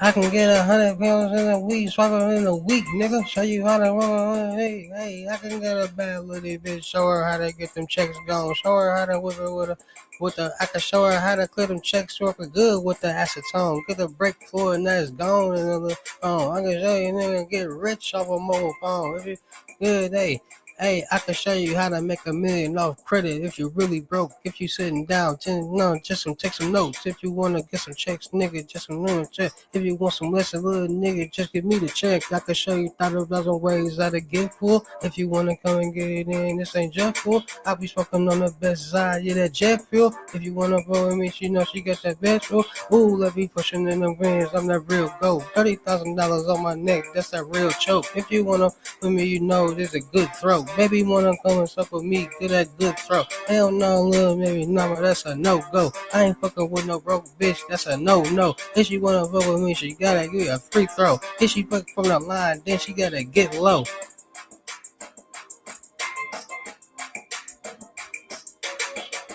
Bitch coming down, wanna eat way. Show her 11 ways how to get paid. If she on that broke shit, no, I can fuck with her. I can show you 11 ways how to get with her. If you wanna go and get paid, that's a chick with you. And all little baby, y'all, I can get with you.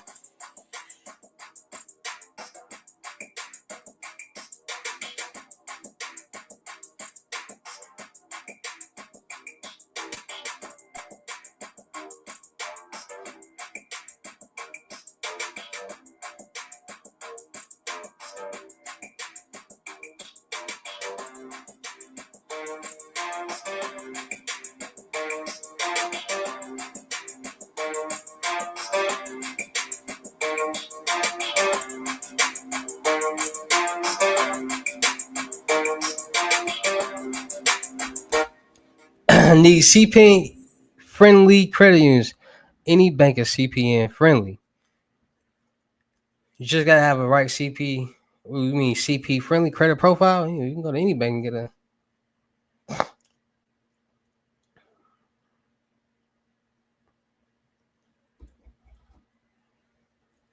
Hey, I got a question for y'all. Do y'all think I look like Snoop Dogg? Answer that for me. Do I look like Snoop Dogg? Because apparently everybody in the world think I look like Snoop Dogg. Who in here think I look like Snoop Dogg?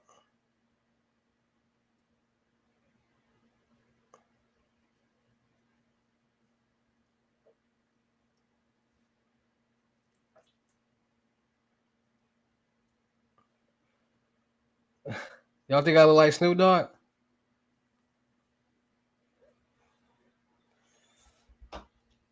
Y'all want to see something funny? Who in here want to see something funny? Like y'all want to see like the craziest thing ever? Y'all want to see some crazy stuff? Y'all want to see something crazy? Y'all want to see my impact? My aura? My Snoop Dogg aura? Who in here want to see something funny? Like this, we finna have a little fun real quick. Who want to see something funny?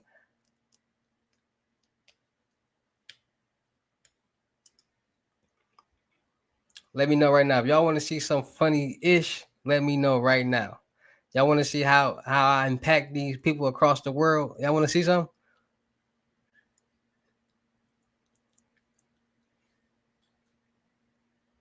Oh, y'all don't want to see. That's cool. I was gonna show y'all something funny. How you make the CPN hit on the credit unions, then try merge it.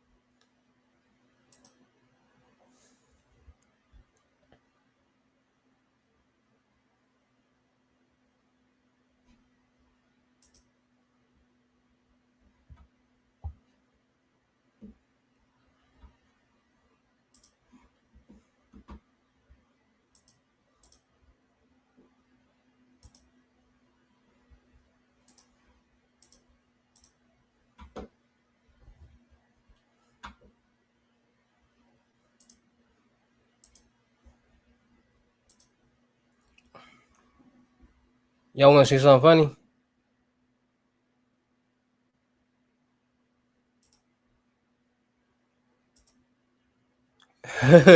Y'all want to see something funny, bro? Y'all look, watch this. Watch this, y'all. This how funny it is. Look.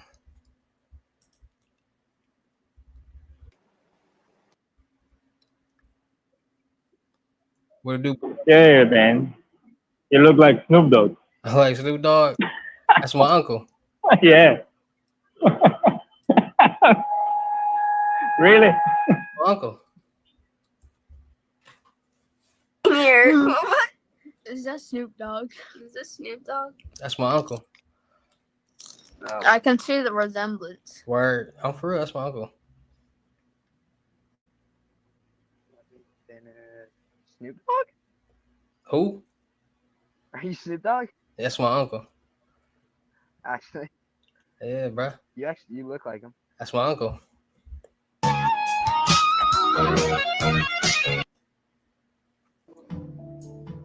What up, man? What up, bro? What you got going on? Man, just chilling with my dog. Chilling with your dog. What's your credit score? What's your dog credit score? She's like 800. Like 800. You sure? You know, I be teaching credit and stuff, so I'll be making sure people got their credit together. Really? That's what you're on here, dude? You're trying to just spread knowledge on you? Yeah. That's cool, man. It took me a long time. I was a little late to build the building credit game. You was late to hop on that credit game, get your debt together, and get your payment history and all that together. Yeah, but I was able to get out of that. And then now I have just like I have a real low. I don't even know if it's good or not, but it's just like I don't know. I just keep it paid off. Credit the number one money game in the world, bro. You got to get your credit together because you might want to start a business one day. You might need some funds, and you go get that bank that no doc loan. It's like, ooh, $53,000. No, you're right, dude. You're speaking. You're speaking good. I mean, if you can get someone to convince you to give you a loan, and you're Any ready credit for union it, will give you a loan with bad credit if you're a new small starter business. Any credit union, they work with the smaller people, the smaller that's businesses. true. Yeah, they represent the community. Any credit union will help the people. Start getting your credit together, bro. Dude, all right, man. Snoop Dogg. Yeah. Snoop Dogg. Square bands. Yeah. That's my uncle. Snoop Dogg square bands. What's up, man? That's my uncle. What So up? fucking What y'all out there in Egypt doing? You smoke weed, huh? I'm from Egypt, yeah. Let me see the pyramids. You come and see. This is pyramids. Let me see the pyramids. I see somebody climb the pyramid out there. I want to. Ain't that illegal? You come and see. All right, Snoop Dogg gonna come see, bro. Yeah, Snoop Dogg square band.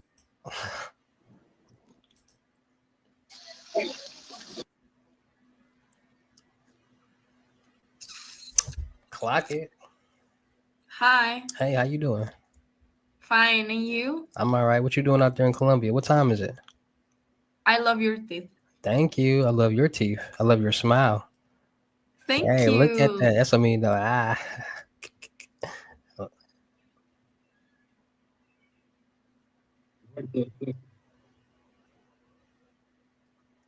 What is your name, brother? You look like a woman. I'm like, who? You.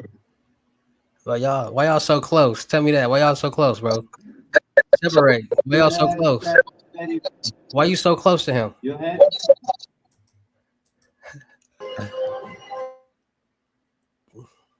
What's up, bro? What's up, bro? You look like a young Snoop Dogg. I like Snoop Dogg. That's my uncle. Like a young Snoop Dogg, yeah. That's my uncle. I get that a Really? lot. Yeah. Nice. Yeah, You man. got some weed? Do I got some weed? Unfortunately, I do, man. Oh, for real, bro. I told you. You haven't gotten high in like 4 weeks. I was I just hate to get smoking on high. Wiz Khalifa like 2 weeks ago. Bro, you gotta share that. Nah, You gotta ship some to me. I definitely can do that. What you need? You need some real Zy, or you need some lows, some Yeah. mids, some high. The real ones, dude. The real ones, bro. Like, give me the strong ones. It's the real Zy medical marijuana. So, are you ready for medical marijuana that actually does Oh, what it says it's going to do? Oh, shit, for real? Okay, I see you. Hello. How old is you? I'm 15. She's 13. Why y'all not asleep? Because it's only 10 o'clock. Aren't you too old to be awake? Don't you need to take a nap? How old do I look? You look like Snoop Dogg. That's my uncle. Wait, actually? Yeah, that's my uncle. Wait, are you lying? Wait, It's my uncle. you look. That's my sister's brother. Or yeah, that's my mom's brother. You changed your story, so I don't believe you. You look. That's his sister. 49. My mom is his sister. I look 49. I'm nowhere near 49. That's crazy. That's wild bananas. Wow, bananas. King. I'll just. Why? Hey, you there?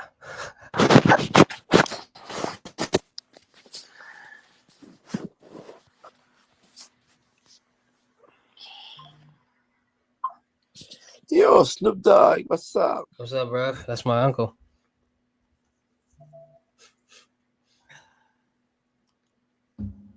Bro, I don't want to watch y'all, bro. What you got going on? Y'all told y'all want to see something funny? Look.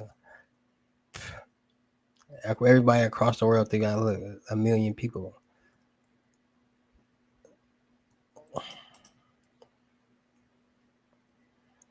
Yo, you look like that one meme. You look like that one. You know what meme I'm talking about? I don't know what you're talking about. You gotta tell me. You know what I'm talking about. I don't know. You gotta It's tell that me. one guy. It's that one guy. He looks like he always knows something about your girl. He's like, yo, you ever seen this video of your girl right here? And he just having that face. I do be knowing shit about niggas and ladies. Where your lady at right now? We broke up. Y'all broke up because she was cheating, right? Nah. Yeah. Nah. Yeah. Why y'all break up? Because I had some personal shit I had to deal with. And I You just had some couldn't be with her. personal. So what you think she doing right now? I don't know. Do you miss her? We broke up today, bro. Damn, y'all broke up today like hours ago. So Like, you bro, definitely miss her. yeah. Bro, why you break up with her? She wouldn't like she was interfering with what you got going on? Nah, just shit. It was just you was not her. It's you was was not her. One of them type of situations.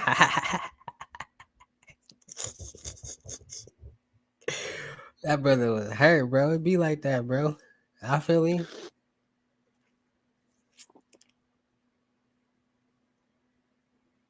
Hell yeah, on what? What the hell's like that? the chain. Huh? I like the chain.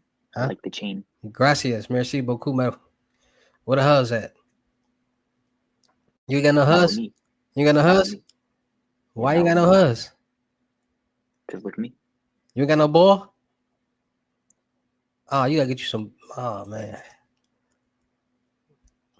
why y'all so close? I can't hear you. I can't hear you, bro. Why y'all so close, bro? What y'all got going on? I can't hear you, bro. Can you hear me? I can't hear you. Why bro biting his finger? I feel real uncomfortable. Snoop Doggy Dog. When That's the my uncle. pimps in the crib, ma, drop it like it's hot. Drop it like it's hot. Drop it like it's hot.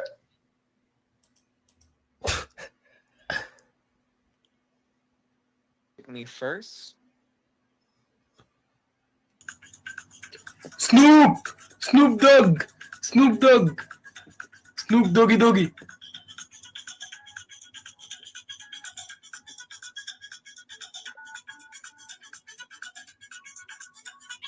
What's up, bro?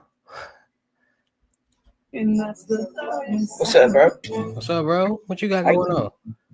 Nothing. What the hell's that? Okay, bro. Is that Snoop Dogg? Yeah, that's bro. what I thought. That's my uncle. Yeah. You look like Snoop Dogg. I like Snoop Dogg. You look like Snoop Dogg, yeah. I mean that in a good way, though. Snoop Dogg's good. That's my uncle. For real? Yeah. That's his uncle.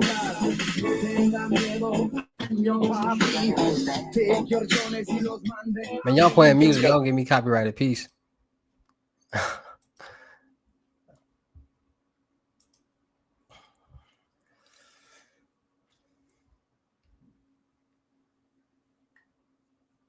I had to get up off of there, bro. But I told y'all, bro. Do I really look like Snoop Dogg?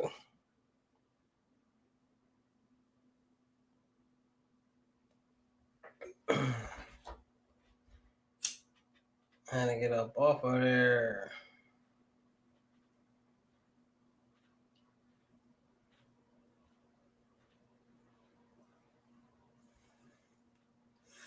This nigga had on a diaper and a bunny mask. I ain't even deal with all that, bro. Like, share, comment, subscribe. Like, share, comment, subscribe. What y'all got going on?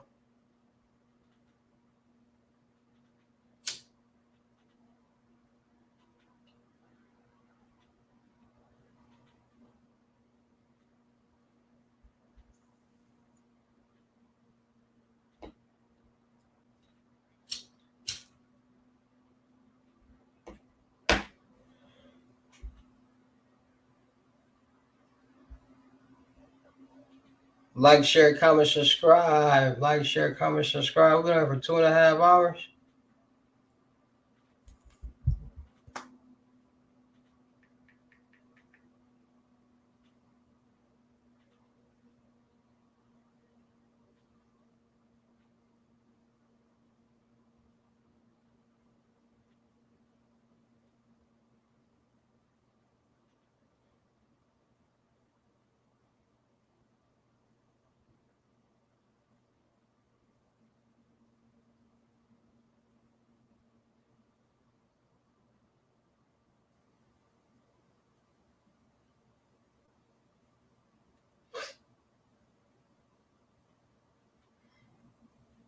Like, share, comment, subscribe, man. We live.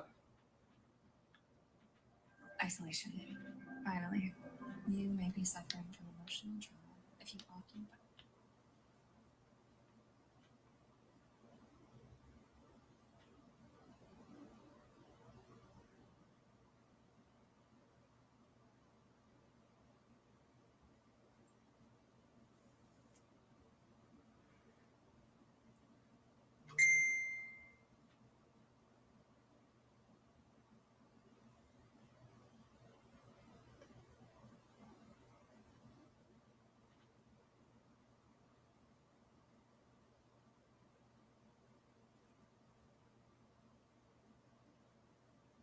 If you want to get rich in life, you got to understand one thing. All millionaires, all billionaires, they got their credit together. Their business credit and their business, but behind the scenes,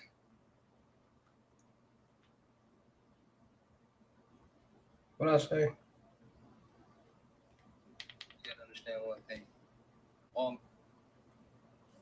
If you want to get rich in life, you got to understand.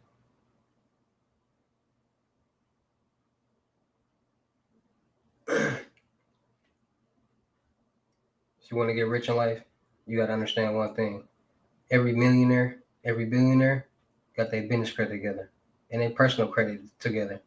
They invested. They got long. Wow.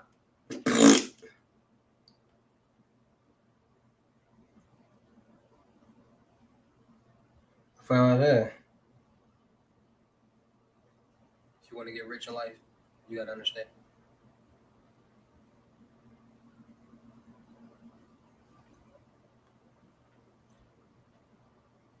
You want to get rich in life, you got to understand one thing. Every millionaire, every billionaire, they got their personal credit and their business credit together. They got loans, credit cards, and lines of credit. They leveraged it. They used it. They invested, which made them passive income, which made them blessed. You can make $100,000, $250,000, even $1 million a month, all passive income, all determined off how hard you work and what you invest in, off the money that you get off credit. So let's get rich off credit.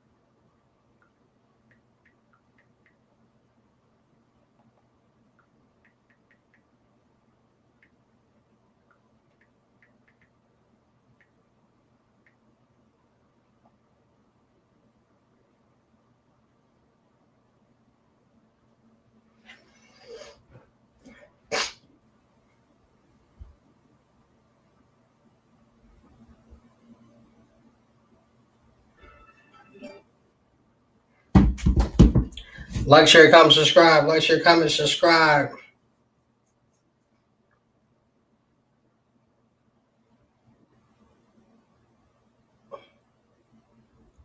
What y'all want to talk about next?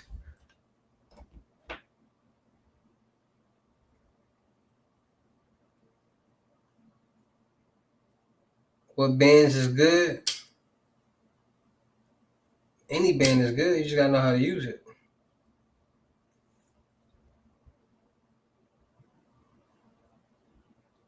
But to get rich in life, you gotta understand one thing.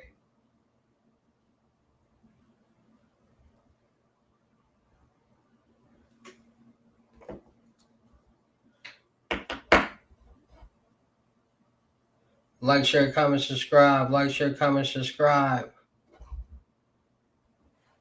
Talk to me. What y'all got going on? What y'all got going on? Shout out them cities and states. Ask me questions. Or I'm gonna get off of here.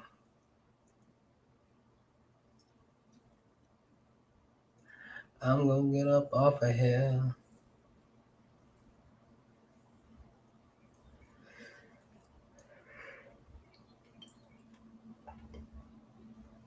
Should I do a 24-hour live stream? Nah, I ain't gonna do a 24-hour live stream.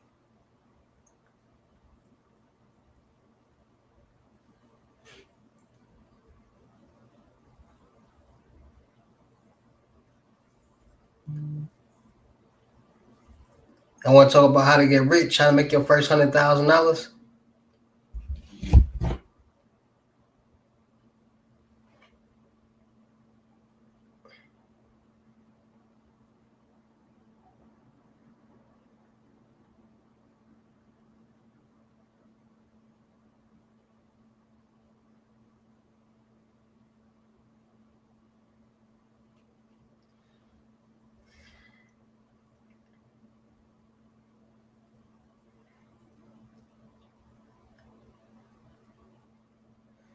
If I had $1,000, what would I do with my last $1,000? If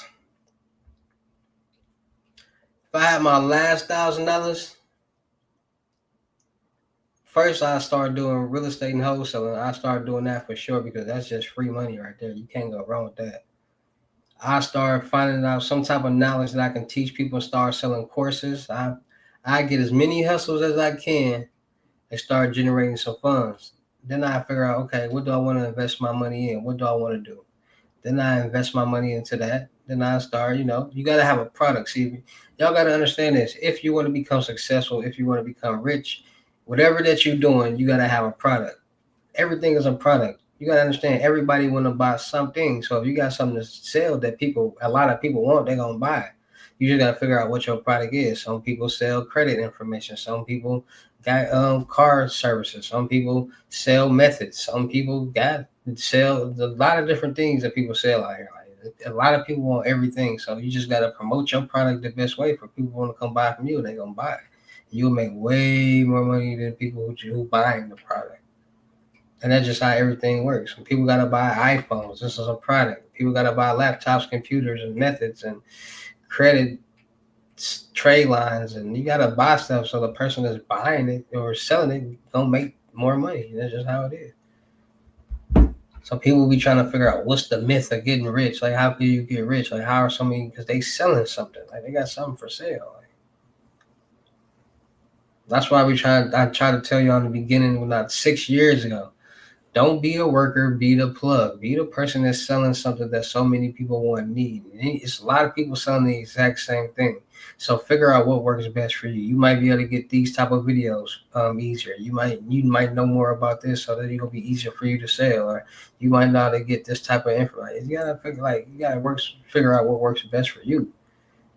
Because everybody's life not the same. Everybody wasn't brought up the same. Everything, like, different things were presented to other people's lives that might not be presented to your life, so they're able to talk about things that you're not able to talk about, or you're able to talk about things that they're not able to talk about, that people want to know about, that can help them get some money. Like, or you can go literally learn something that people that want to know about and make some money by teaching it. Like, y'all gotta learn how to use our resources. That's why in my videos I don't like giving too much of a handout. So I don't post bank links and none of that in my videos, because in the video I literally tell you where to go. So if you don't know how to use your resources and use how to search and all that on your own, you never gonna make it far in life. Because you could be one click away from getting some type of document, some type of loan, credit card, line of credit that you need to succeed in life. But you just waiting for somebody to give you the link to the website or give you a link to the bank, or nah, just go type it in and find it, or use y'all. That's why I want y'all to start using y'all resources more. Cause y'all be thinking somebody gonna just let y'all jump on their back and they walk to the promised land, and y'all get off at the finish line and collect the reward. No, it don't work like that. Anybody doing that? Anybody gonna no. No. Then y'all be like, people be gatekeeping. People be gatekeeping. No, people don't be gatekeeping. People, this is just valuable information that's people charge and pay for. Like, ain't nobody finna be stressed out and be working extra hard for free. People got bills. People got a life. People got things to pay for. So this is their services that they're offering. Everybody want to play that, I'm broke, help a person out, help me out. You got it. You should be helping that's the most brokest mentality that you can have. Because as long as you think like that, the longer you're going to stay broke. Because you're going to always think somebody going to give you something or help you with something or do something for you. Like, no, it don't work like that. Then people are not going to want to be around you because you always need something. You always need some type of help. You always, you know what I'm saying, ain't never got nothing or got nothing to offer. What to do, companies? They never got nothing to offer. And people don't want nobody like that around. People be trying to make some money.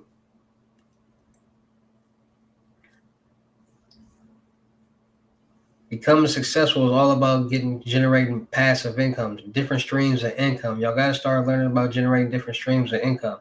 It's just so happened that a lot of people don't know ways to make fast income other than selling drugs or women selling their body. And there's a lot of different ways to make passive income fast. You got people that selling clothes. You got people selling methods. You got people selling music. You got people selling all different type of products. You got people that's really just buying stuff and reselling it. Like, everything is to be sold. Like, that's why everything got a price tag on it. Like, everything and everybody is selling something. Like, you got people selling videos. You got people like somebody's selling something to get them some quick, fast cash. It's just all about what you selling and what your price is and like what all you gotta do. Like, sometimes you gotta be like, okay, what's something out here that I can sell? People selling food, people selling everything, man. You gotta think about, okay, what's something you gotta do the math. Like, okay, people doing this around this average price. So since I'm new, I'm gonna do it cheaper so I can get more customers. So when I do it cheaper, I'm gonna get more people coming in. I'm gonna get more money faster. So it may take you 5 days, or it may take you a whole month to make $5,000. But it took me 2-3 days to make $5,000 because so many people are cheap in the world, and I got cheap prices, and I'm giving them the service that they want, that they came to me for it. And that's how business works. That's why I do my lessons for cheaper than people. That's why I give people the opportunity to make $10,000+ with only $500 instead of $1,000. Like, it's enough money out there for everybody. And you do it cheaper, more people come to you. And that's why more people come to me, because I teach people how to become successful. And people don't understand that. People just be like, oh, give me a method.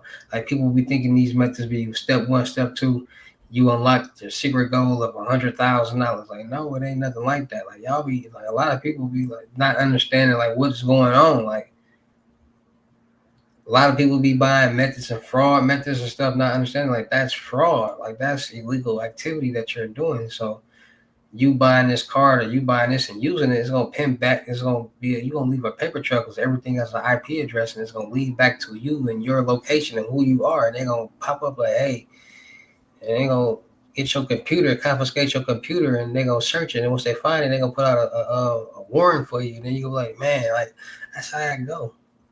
But people be so thirsty and so green, they really don't even be thinking about that or caring about that. They just want to get some money real quick and be like, oh, I'll worry about that then. When you worry about it, you got to go get you a lawyer. You got to pay restitution. You got to spend more money than you actually made even doing anything. You looking stupid.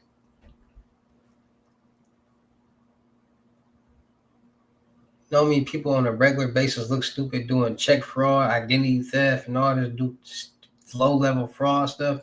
It's all on YouTube. You can literally go on YouTube and type in all this stuff, and so many people get caught doing the exact same thing with this exact same results, with the exact same pattern, like with the checks. Like everybody be doing the checks, and in some cases, they actually do be getting away with some money. Like it'd be times like this is like the third bank she came to trying to withdraw the rest of the money, but they went to 3 different banks and got money up out of it. So they might be like being thirsty, like. But you gotta understand, people be doing that. If they feel like they've been good the last 3 banks and it's only a small portion left, they're gonna feel like they're good at the last bank. The way I would think is, all right, I know this a fake check or whatever. I've been good these last 4 banks. At some point in time, this check or whatever is going to red flag. It's going to pop up like this at some point in time because it's fake. So let me just take my little, I'm free right now. I got some money, cool. I'm gonna take that little L on that whatever that's left in that bank, and you know what I'm saying? Because I do a lot of reaction videos, and a lot of times, a lot of people get fake checks, and they go to banks, they open up new accounts, and they deposit the checks and do all. Like a lot of times, people open up new accounts, deposit a check, and they automatically get shut down. Like when they get clear, like when they red flag and all that. Then you got people that's using profiles to open up bank accounts to deposit the checks into there. So that's another reason why, another way people use profiles to open up bank accounts to deposit fake checks in there, because a lot of people go on social media platforms like bring me this bank, bring me that bank, blah, blah, blah, because every bank has a different security database when it comes to checks. So this bank might clear checks faster than the next check, or this bank might clear half the check and then the next day it might clear the rest of the other half. Like different procedures, different banks. So people will be knowing what procedures work for what bank, so they deal with that bank. So if somebody got that bank, they all right, here, deposit this check and give me your information. And like, there's all different type of stuff that be going on with that. But that's why. And people gotta understand, when you're dealing with these financial institutes, once there's some type of fraud or some type of scam committed, somebody's going to report it, and now it's under investigation. And the more you keep doing it, the more they're going to start connecting the dots, and that's what people don't understand. And that's why people who do the checks and all that, they send their runners into the bank. Like they literally like come up with a whole scheme. So they get them a runner, they might get them an old bum or somebody, buy them clothes, put them in a hotel, do all this, and then make them go into the bank and cash this check. And a lot of reaction videos that I have done, a lot of them have got away with it, or a lot of them have got denied and went to a different bank. They went to 2-3 banks. Like y'all keep going to all these banks. Like at some point in time, you gotta be like, all right, 2 banks, this check ain't work. I ain't going to another bank. I ain't going to another branch, Jordan. All right, like we already got this amount of this shit. It's a rare occasion that somebody will go into a bank with a fake check and get the full amount. Because one, y'all gotta understand, when you cash a check, most banks, you gotta have the funds in your account to cover the check, because it's not hard cash. So the check has to clear first. So if you don't have the funds in your account to cover the check, it's not going to let you even get the funds from the check. So that's why the check's got to clear. Second, when the checks clear, sometimes the checks don't clear a full amount. Like you got a $7,000 check, it might clear $2,700 the first day. It might clear $700 the first day. Second day, it might clear another $1,300. Third day, it might clear the rest if it's real or not. Like it's going through a verification process. And if you got the funds to cover that, it's going to give you the money. And then when the check clears, it's going to replace the funds into that account. So you basically get the loan and get your own money. And that's what people don't be understanding. So they deposit these checks into these accounts, but they don't be understanding, like, the check might be it might show up in the account, but it's not clear. So it might still be saying processing and stuff like that, and people don't be paying attention to that. And so it actually at the bottom, it'll tell you how much is actually available in your account that you can get, and they don't pay attention to that. So they red flag the account by keep trying to get the money up out the account, but it's processing, and they don't pay attention to that. Sometimes it processes it faster, and there's always some type of red flag. Like Like the bank tellers be paying attention to like, all right, this person stays out here, and why are they coming driving 100 miles or 50 miles all the way to this bank? Like, why wouldn't they go to a regular bank in there? Like, people they do that type of research, and they be connecting those type of dots, and that's why a lot of people get caught. I just did a reaction video when a dude was trying to get a car with a CPN using a fake ID. He was like, had to be like 26, 27, 28. They asked this man how old he was or what year was he born. He told them 1957. 1957. That man was between 26 and 28. And he told them cops he was born in 1957. I showed y'all that video. But it's like, come on now. A lot of people be just getting these profiles that don't match nowhere at all. Like, at least match. Like, you got a whole old man that's 70 years old, 68 years old. And you 28 talking about you 57. Like, you was born in 1957. Like, bro, they're going to be able to look at you and tell, bro, you moving and grooving. Like, bro, you got loose bones. And like a 60-year-old man gonna look, any 60-year-old man gonna look 60. Gonna look 60 years old. Gonna look 68, 70. Like, y'all do know the difference between 28 and 70. Like, yeah, you at least 70. Like, come on, man. Like,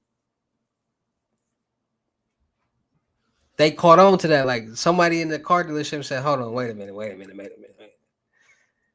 This driver license say 1957. That man looks at least between 26 and 28. He's not 68 years old. Let us call him back and tell him he got to come fill out a couple more documentation. When he get here, the police gonna be here too, waiting for him. And that's exactly what happened. They was waiting for him. They got him. And this man had the audacity to tell the police he was born in 1957. At least he tried to keep up with it. Like, come on, bro. Like, that's almost embarrassing. Like, to know for sure they know you lying. Like, that's like me looking at somebody and like, when was you born? 1957. Like, what? You sound stupid. You ain't that old. Like, 1957. You know, Martin Luther King didn't die too long before that. Like, y'all tripping. So you telling me you was around when Jim Crow laws was around? Like, people be, and that's what goes on behind with these profiles. And then I showed y'all the one when the lady had so many profiles that she was just getting profiles and just switching names and numbers all over the place. So she would probably have like 12 IDs or 6 IDs or however many IDs with like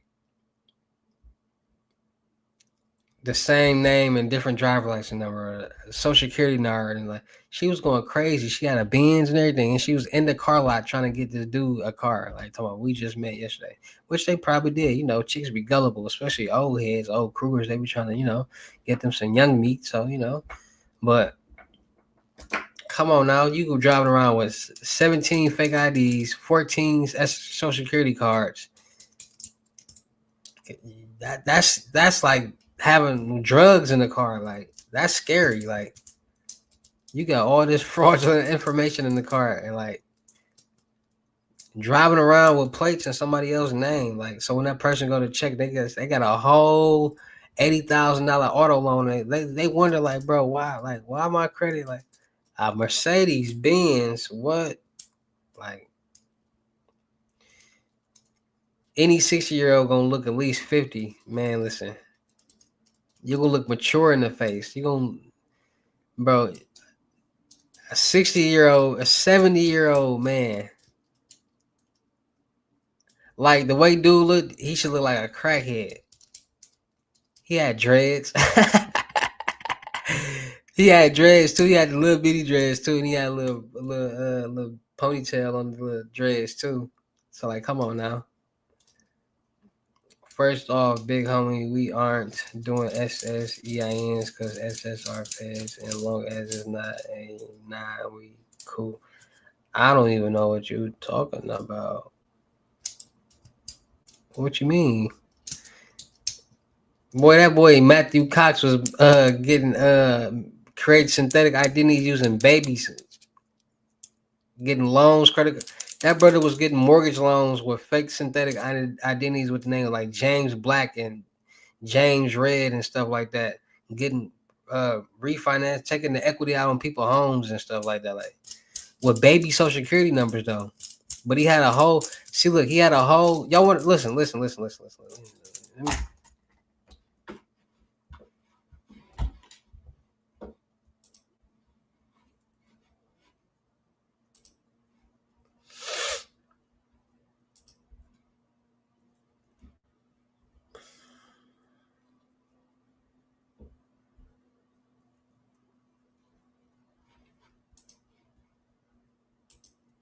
hold on, y'all. We fall down, but we get it. We fall down, but we get it. This video still uploading, bro. This video been uploading for like 2 days, bro. 10 live viewers. Can't get up again. Can't get up again. I'm still gonna do this video on my reaction channel. But hold on, let me see where is it. Let me see where is it. Let me see where is it. Let me see where is it.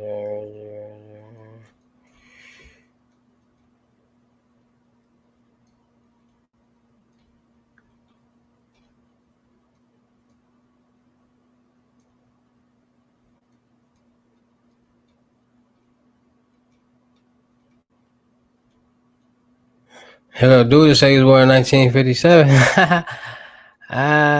He's not.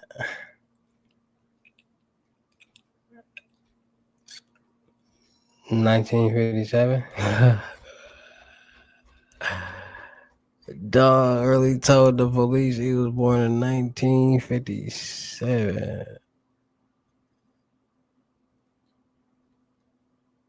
Hold on, man. Y'all want to see that, bro? What are wait, he said a long time ago, bro, was watching 200K equity out of the house worth 68. Facts. What all can you really do with a CPN? Whatever you can do with a regular profile. A word 2 years ago when I issued the problem people not willing to do the work. My profile ran 50K for facts. People not willing to do the work. People want people to do. People think they can find a loophole to get anything for free and for people to do something for them. Like that's the loophole people be looking for. Like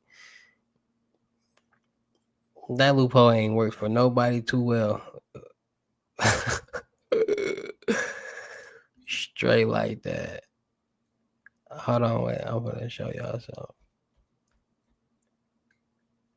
Cause I ain't gonna lie. I ain't gonna front my I ain't gonna front my I say I ain't gonna front my I ain't gonna front my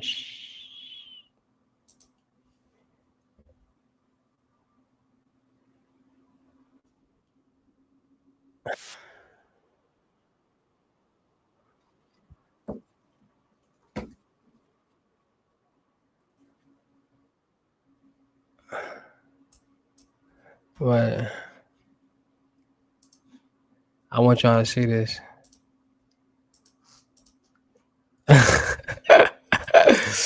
This still funny. You got any sort of information, but you're coming to buy a car? No, I'm here to pick it up. Okay, what's your date of birth? What's your date of birth? 1957. Right. Turn around. You're under arrest. You're under arrest. So do not resist. Bro, what? Bro, look, bro, look.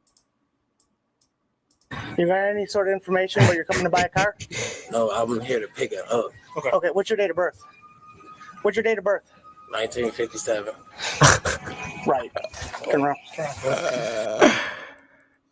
Bro, what the nigga said 1957. Hey, make sure y'all subscribe to my Twitch, man. Make sure y'all go subscribe to the Twitcherton, right? Nitcherton. oh, do it for me, I will pay you on the back. No, no, no. If I do anything for you, I'm keeping it all. So you might as well just pay me up front. Why would I do something for you? And why would I do something that's getting full price to give it to you and get paid coins when I can just keep it all? I don't know why people be not getting that. Like, why would somebody do something for you? Like, do it. Like, do something, do everything, and then give you majority of it.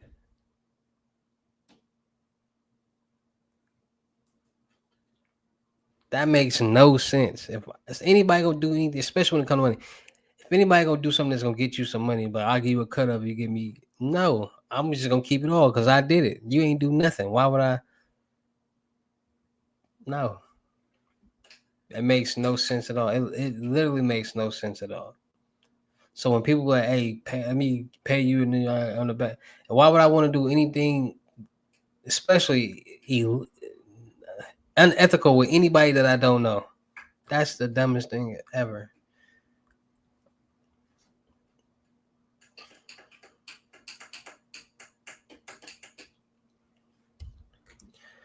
But I want to show y'all this Matt Cox. I want to show y'all this Matt Cox video.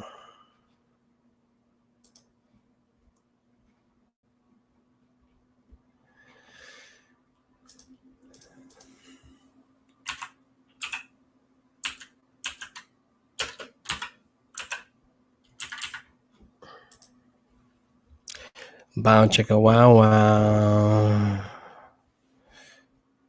I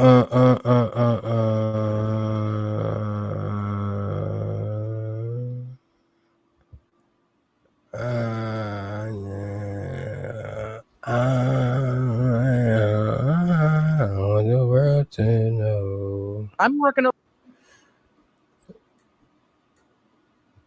What up is this video at? 6 hours. No.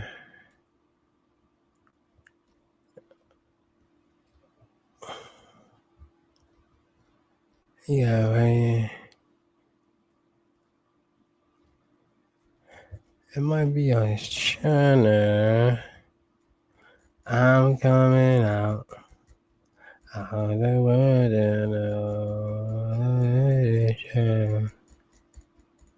I'm coming out. I'm coming. I want the world to know. Got to let it show.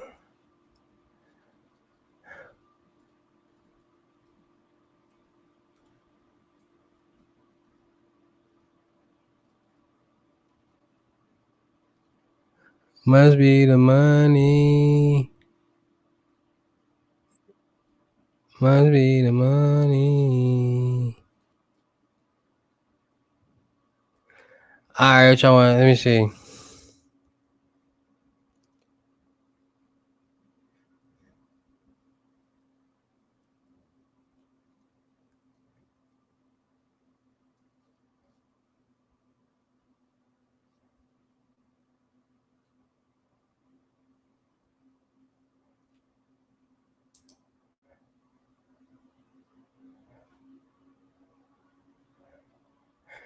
Must be the money. Today we are covering what they didn't What teach you in comment? school about managing your finances. Let's start by downloading the Experian app.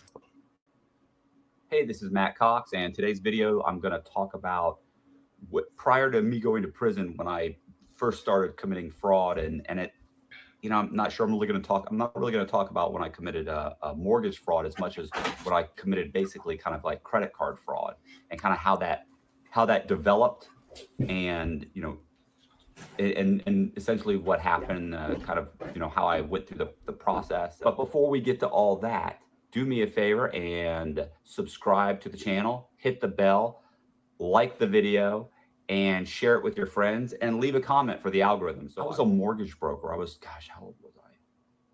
Well, I mean, I started as a mortgage broker. I was probably 28, 29 years old. And God, things were not going well for me at all. I ended up working for after college, I worked construction for a while, but then I was I got my insurance license, and I was an insurance adjuster for a while, and that was a horrible job, and I got laid off one time, and another time I ended up quitting one job. I got laid off from another job, but the truth is, it was just really monotonous, and it was a lot of paperwork. It was a lot of it was not the job for me. What ended up happening was I started working construction, and then I had a girlfriend that came to me, and she's told me that, look, you got to become a mortgage broker.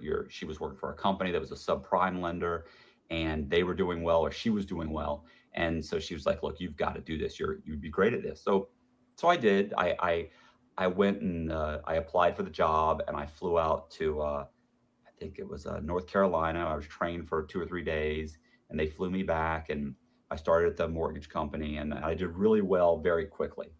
And of course, I did very well very quickly because, like, the very first loan I did, I immediately started committing fraud. It was, I'm not going to get into exactly what happened or how it happened, but essentially the first loan I had, it was going to go under because of like 1 30-day late. So I whited it out, and then next thing you know, next guy that came in, he had an issue. I fixed his issue. Next thing, it just went on and on, and the entire industry was, extremely well. There was a lot of corruption going on. It didn't feel like it was that big of a deal. So ultimately, though, like, let's say a year or so later, I ended up owning my own mortgage company. I really honestly didn't even want to own my own mortgage company. I just wanted to be a mortgage broker, but things kept happening that I like the chatty people. I ended up starting a company. I started a company with maybe 4 or 5 guys, and I would say, and that mortgage company there was a lot of fraud involved in that mortgage company. One of the things that happened at that particular mortgage company was that I remember a woman came in one time. She had applied for a mortgage, and one of my brokers pulled her credit. And he came in, he showed me the credit. And he was like, look, the credit looks great, right? I was like, yeah, credit's great. She had like a car loan. She had a couple credit cards. And so it was great. I was like, okay, it's perfect. She had like, her credit scores were in the mid to high 700s, and she was perfect. She'd been at the same job for 4 or 5 years. Everything was perfect. But when he was putting together the package, he realized that her W-2s had a different social security number on them than he had pulled. And he was like, that's weird, right? I forget exactly how he caught that. But so he called her and asked her to come in, and she came in, and she came in my office. Like, he didn't want to have that conversation with her. He was like, I want her to get upset. So she came in my office and sat down. I said, look, we've got a discrepancy here. And she was super nervous. And I showed her I said, this is what we pulled. This is what you provided. This is what you told my broker on the phone. But here's the W-2 you provided. So I showed her the W-2, and she was like, well, what's wrong with that? And I showed her the discrepancy, and she went, right. And I said, well, what happened? What's the issue? I was like, look, you can tell me. I don't care. I'm not calling the police. I just want to know how you have 2 social security numbers. And she was like, well, she'd gotten a divorce. And when she told me, so what she said, look, when I got a divorce, I had all this credit in my married name. Her husband had run up all the credit cards, and they got a divorce. She probably, who knows. She said she got a divorce. They had a repo. They had an eviction. And she said that a friend of hers had told her that she should apply for her next property in her maiden name and use her son's social security number. And her son was like 1 year old or 2 years old. So she pulled her credit. She went to the apartment complex and used the son's social security number and her maiden name. And she'd been married for however many years. And because she didn't want to use she was being evicted, and she didn't want to use that address. She was like living at her family's house at that point, like her parents' house. So she used the parents' address. She used her her kid's social security number, and she used her maiden name. So the only thing that was really the same with her was her first name, that there was a credit bureau attached was. So over the last 20 years, I've had 7. The first name. If y'all not paying attention,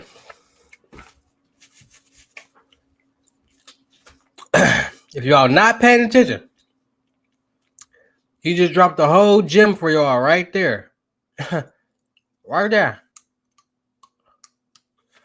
Who caught that gem?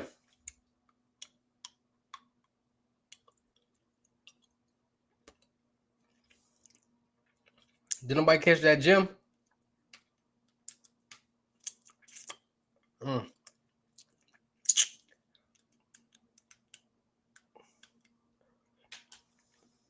So y'all didn't catch where he asked her why these numbers don't match. She explained to him what she did to do that. Y'all ain't catch that?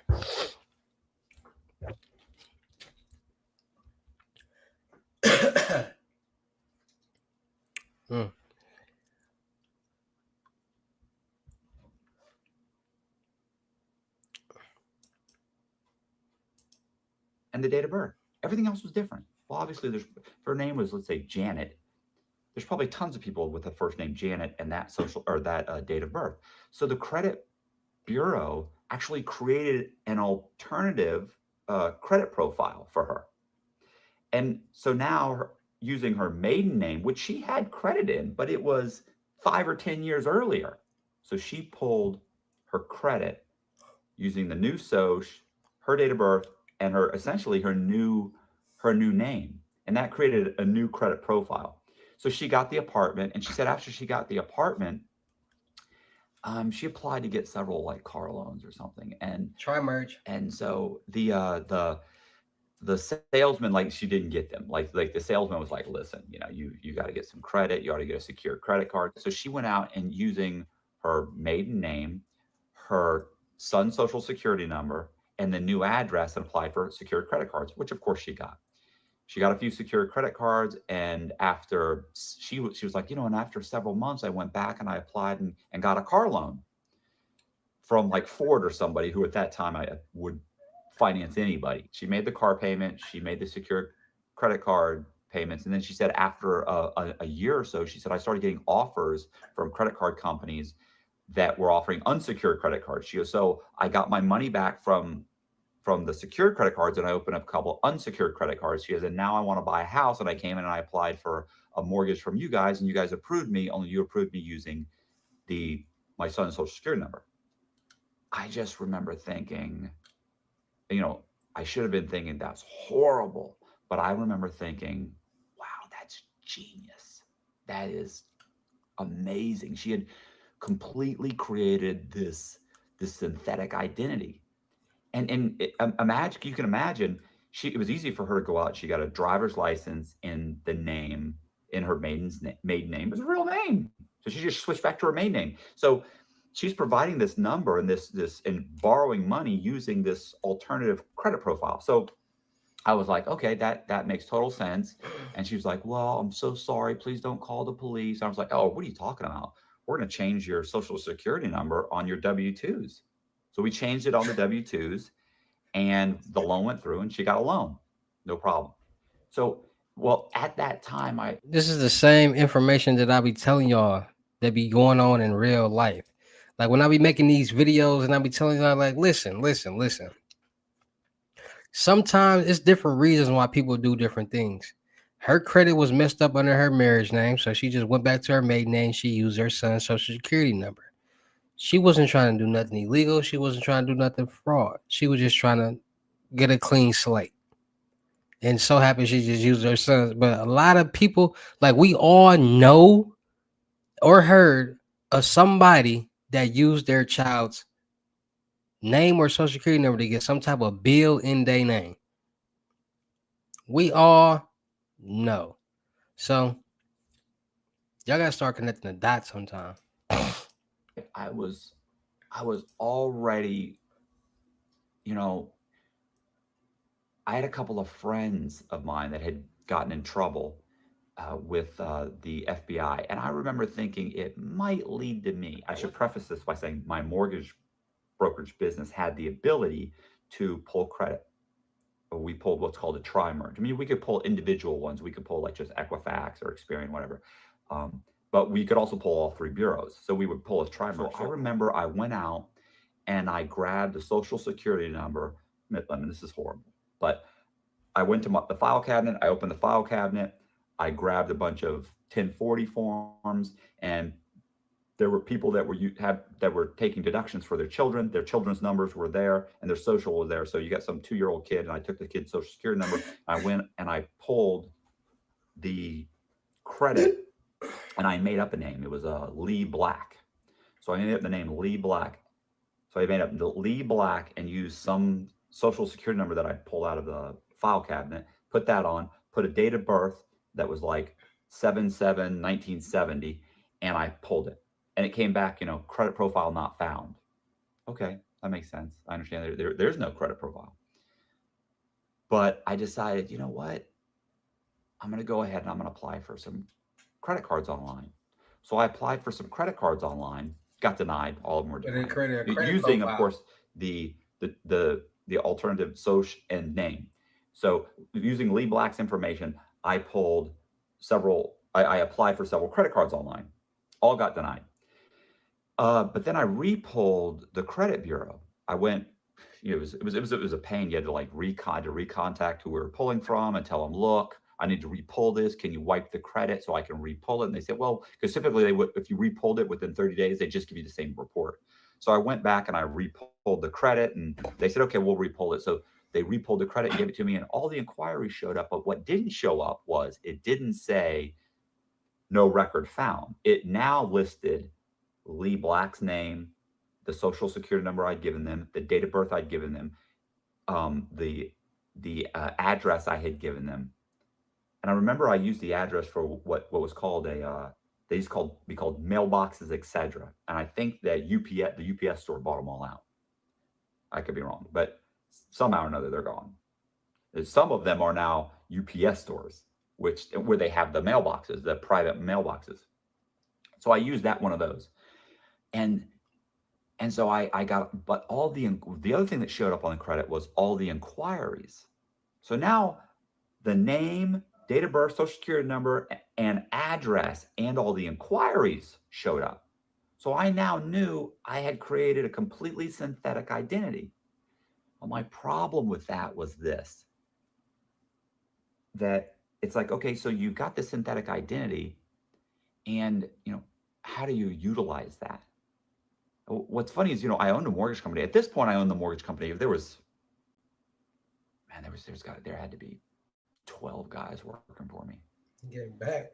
Probably 10 or 12 guys working for me at this point, because I'd started with very few. But by this point, we'd moved to a bigger office, and yeah, I had gotten more and more guys. The small company, the 4 guys ended up being like 6, and then 8, and then 10. It was like, okay, you got to get a bigger space. So I went and got a larger office space. I had like 12 guys working there. I actually had a couple guys working out of their houses, just because they didn't want to come in the office. They just wanted to pay a small cut. But how do you make money with a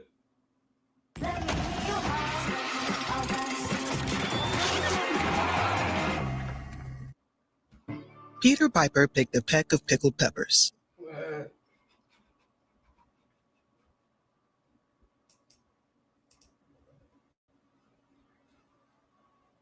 how am I going to make money doing this?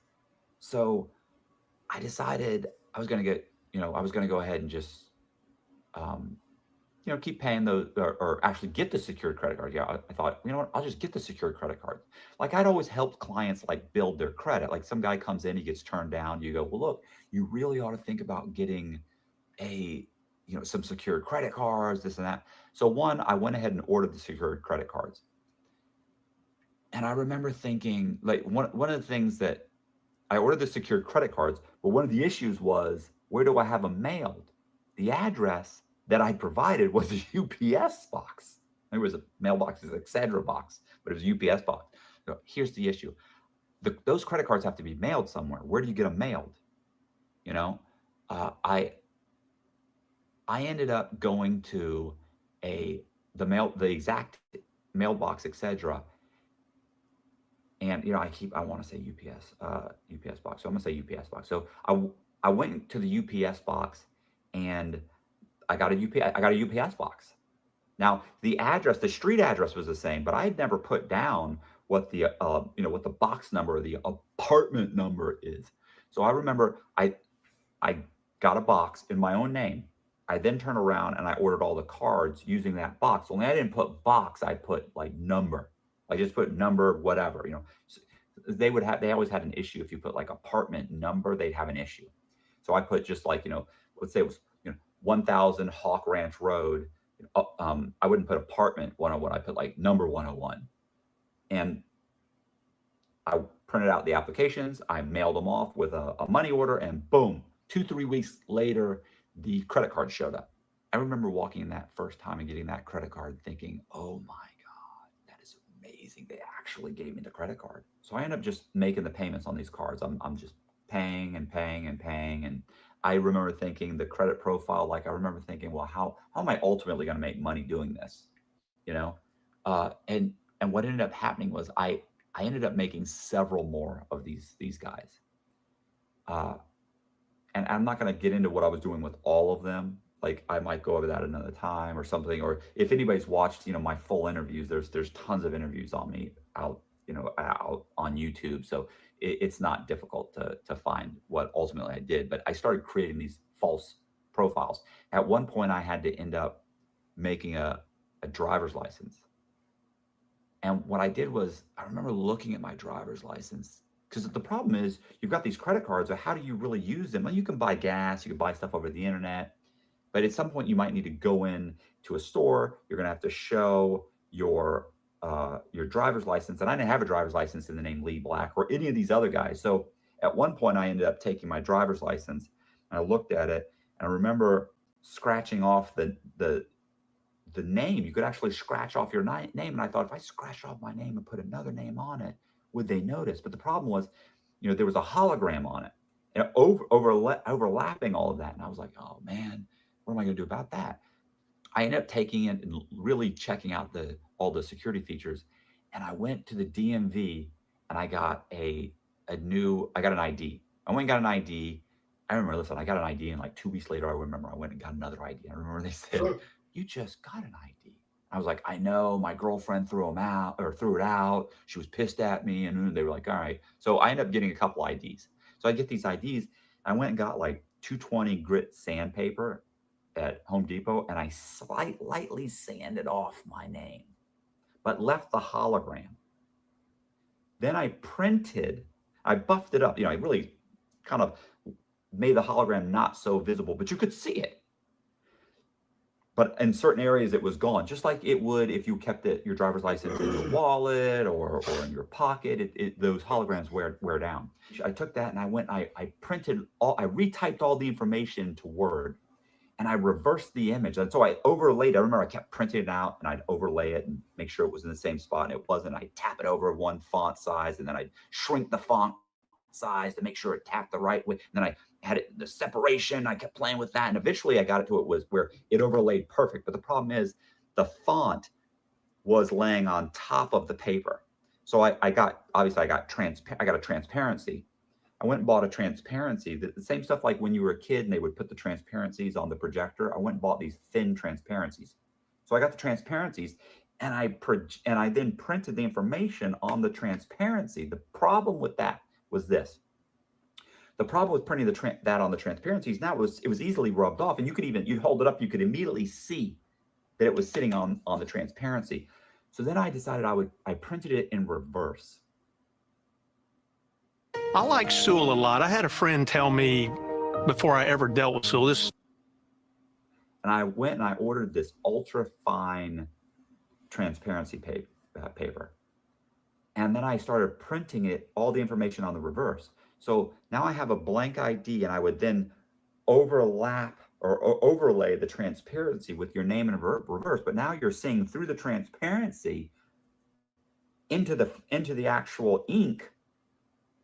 And now the printed, font, the printed information but now it's correct. It's a correct size, but it's layered between the plastic of my ID and the actual transparency. So I went and I got like a regular glue stick, and I would glue stick. I would take the glue and I put glue on the actual ID, and then I'd overlay it and I'd line it up so that it was perfect. I'd put it in a book, I'd trim it down, put it in a book, wait for it to dry, and then I'd take a razor knife or an X-Acto knife, and I'd cut around the ID, and then I'd take like 220 grit sandpaper and I'd slightly buff it down so that it was perfect. I mean, I would take my thumbnail and you'd have to click and click and click and really push to even get in between the two to pull it back off. So it was that fine. You could rub it and everything. It was on there hard. And so I'd made this ID, and you could hold it up and you could look and you could still see the hologram. Now, the hologram didn't exactly go over your new name, but it was in different spots. And if you simply saw the hologram like over my face or over the Florida information, or I'm sorry, the Florida logo and all the other information, it looked perfectly real. So I at some point, now I did this for multiple guys. Like I was constantly going and getting IDs. Back then they would let you. I think they limit you to the amount of IDs. But look, the fact is walking in, giving them an excuse and trying to get the supervisor to sign off on giving you another ID. I mean, that was not difficult because it's me. I got that information. I would get multiple IDs. I'd sand off the information.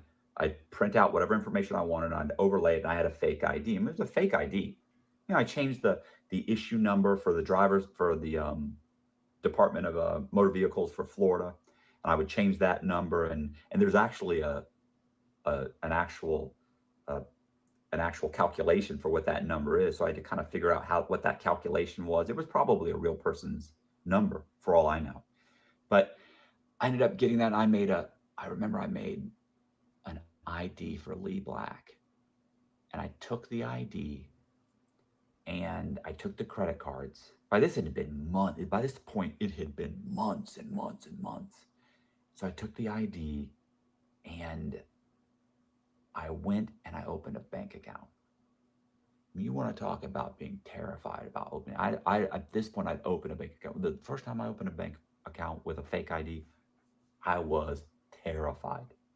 But I remember when I opened it for Lee Black. Here's what happened. This happened several times because they would pull you up in check systems and there's no record. There's no inquiries. There's nothing. And you're like, okay, I was a guy at that point, I was in my early 30s. So you're a guy in your early 30s and you've never had a bank account. Like we've never pulled you. Now there's a couple different services. So if you knew the names of the other banks that use the other service, it made sense that, okay, maybe you go through the other service and that's why we don't have an inquiry. And so they were but they were always iffy. So I remember walking in, they pulled my credit, or they pulled Lee Black's credit. Nothing came up. So of course it's facts. So it wasn't a teller, it was a regular whatever. They call the people that work at the bank, a bank employee. She had pulled my information. So she goes over and she goes, hold on a second. She walks over to the manager, and the manager that hands her my ID, and she explains the situation. She glances over at me, she holds up my ID, and she does the whole tilting it back and forth to see the hologram. And she could see the hologram. And I remember thinking, this is an employee of a bank. She knows what to look for. Like, she's going to notice that it's worn down, that it's beat up. That she's going to notice also, but she's going to notice that the hologram doesn't go through my information. And so she looked at it and she goes, "What's the woman?" She was like, handed her back, whatever she said. "Oh, this looks fine to me. It's fine. Go ahead. Here." Handed it to her, walked over, and the woman put it down, and she started typing, opened up a Last time I counted, there was 8 billion of us, all running in different directions. But when we make our way together, we find each other. It's soccer. Checking account for me. So now I have a checking account. I have a bank account in the name of this guy using this fake ID. I've got credit cards in his name. I remember what I did then was I turned around and I kept pulling his credit. Well, at some point I pulled his credit.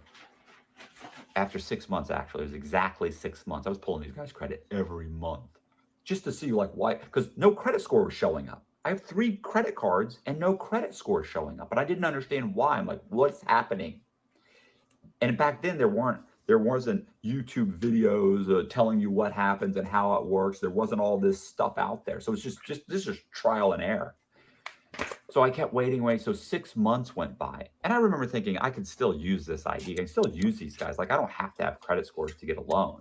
It's just I'm going to get a really horrible loan. Or I could have gone FHA. I would have to make all the documents, but I could cover all that. By this point, I knew I could cover that. By this point, I'm making fake bank accounts. I'm making fake companies. I'm buying shell companies. Corporations. I'm putting up. I'm getting business numbers, and you know what's interesting about getting like a business phone number that was registered in the business directory, because that was like a thing. Like the underwriters would say, okay, well, this guy's got a business, and he has a business phone number, but it has to be listed in the business directory. It had to be listed to an actual house or an actual property where that they could call. One time we actually had one of the. Not once, we had this a few times. I actually had a business line hooked up to an abandoned house, and then we went and forwarded it to another phone number, or sorry, to a cell phone. So it actually went to a house that was abandoned, but you actually had an address, and you could mail stuff there, and I could actually get the mail. Point is this. Listen, there was all kinds of problems. I remember one time, not one time, why I keep saying one time, this happened all the time. I would get these credit cards, and I would order the credit cards, and I'd have them mailed to, UPS or whatever, mailboxes, etc. And of course, the credit card companies would actually say, they would actually send a letter back saying, hey, listen, we're not going to mail you the card or we can't issue the card because this is like a private mailbox. It's not an actual residence. If we're wrong about this, please provide us a utility bill saying that this is a real address. So I would just go get my utility bill, and I'd change my account number and my name. I just glue all that. I'd glue it over. I'd make a copy of it. I'd put the address I wanted for the box, and I'd mail it back to him and say, gee, I don't know what's wrong. I would give him my address, which had my ID, which had that address on it. And I said, that's crazy. This is my address, and here's my utility bill. Bam. They'd immediately mail the card. I just look back on that and I think you were insane. Like all the things that I was doing, it was insane. And the thing is, there was nothing out there to show you how to do this. It was just trial and error. At 6 months, I pulled this guy's credit, Lee Black's credit, and he had perfect credit. He had like a 680 or 690 credit score, and back then that was an amazingly good credit card. Nobody had 800 credit scores. It was outrageous. I owned a mortgage company for 4 or 5 years. I could tell you there was maybe less than a dozen times I ever saw anybody with over an 800 credit score. Almost never happened. Now I was dealing in subprime, but I was also an FHA lender and a conventional lender and a VA lender. We're pulling hundreds of credit reports every day. Still, very seldomly, and now 800 is obtainable. More people have 800 credit scores. You could put anything on somebody's credit back then. Anything. Now you're limited. So now Black has, whatever, 600, 700 credit scores. High 600, low 700, because you get 3 bureaus. So like one of them was like 705, one's like 690, one's 695. So they're all basically whatever, 700. So he's got 700 credit scores. He's got 3 secured credit cards. I turned around. Now I obviously I bought a bunch of properties in his name. So I applied for more credit cards, unsecured credit cards. And I'm getting credit cards for $4,000, $5,000, $2,000. I went and got like a Home Depot card. It was $1,500. Peter Piper picked a peck of pickled peppers. But the process was painful. So he ordered all he needed in one place on Amazon Business. And I turned around and I remember I went and I got, I don't even know if this company still exists. It was American General Finance. So I went to American General and I applied for a personal loan. I called them and I applied over the phone and I got a personal loan and it was like $7,500. No, it was $5,500 because I remember I turned around and I went to Citi. It was like a Citi Financial and I got a $7,500 personal loan. And then I went to the bank and I tried to apply. And I remember I was denied at a bank. So I called a couple of banks and I finally got somebody on the phone who explained to me that the bank actually offered like a $15,000. No, it was like 15 or 12 at the time. It was 15. Like they offered like a $15,000 personal loan. And they said the underwriting requirements were that you had to have 3 trade lines. You had to have over a 650 credit score. You had to have 3 trade lines. You had to be on your job for over 2 years. Oh, they would lend you double whatever you made in a month. So if you made $7,000, they'd lend you 14 grand. So they would lend you up to 15 though. So if you made 8,000 and doubled it, that's 16,000, but they wouldn't lend you 16. They'd only lend you up to 15. So I just waited. I waited a year. I bought a few properties in this guy's name, made some payments. At that point, I think his credit scores had dropped. I think they were but they were still over 650. They were like, whatever, 670, 680. And I remember calling the bank after a year and saying, hey, listen, I want to apply for a personal loan. So I applied for this personal loan with this guy. And so I applied for the loan. I give them all the information. They come back, they go, and I remember I made a pay stub that said he had made like $7,400. So I got a personal loan of $14,800. And I couldn't believe it. I immediately thought, if it works once, it's going to work again. So I called another bank. They did the same thing. I called another bank. They did the same thing. So now I've got essentially three $15,000 loans from this one guy. Plus I had the $7,500 plus the $5,500 plus the credit card. So then I applied for a bunch of credit cards. I got a few credit. Then I started getting denied for the credit cards. Then the next bank I had called, I got denied from them. So I realized that my credit score had dropped dramatically. It wasn't like today where if you go to a car dealership and they pull your credit on 10 different banks, within 30 days, they'll consolidate it to one. And here, every single time you pulled it, you got it. 7 to 10 points came off your score. So very quickly, my score dropped dramatically, and I started getting denied for everything. Well, at that point, I'd also bought a bunch of houses and refinanced those houses, and I had made a few payments. So I took all this money out, and I made a few payments, and I let it all go into foreclosure.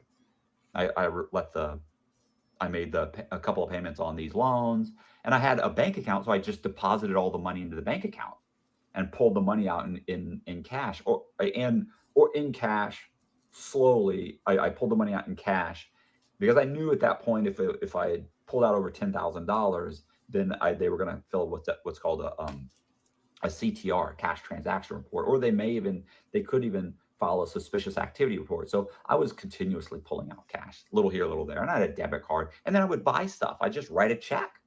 Nobody's looking for this guy. It's not like it's a stolen identity. They do this all day, every day, bro. So I'm trying to tell y'all on my video. I did that. The whole thing went into foreclosure and went into collections, and I threw away the cell phone, and it was just, that was done. Like I did that with multiple people, multiple synthetic identities. Used to call them phantom borrowers.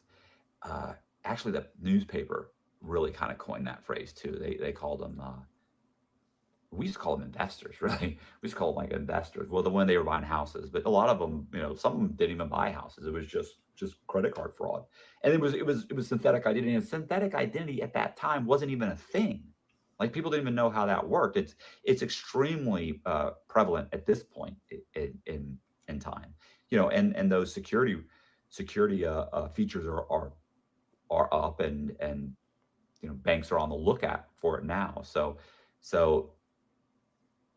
Step into Wix Studio, the web platform for agencies and enterprises.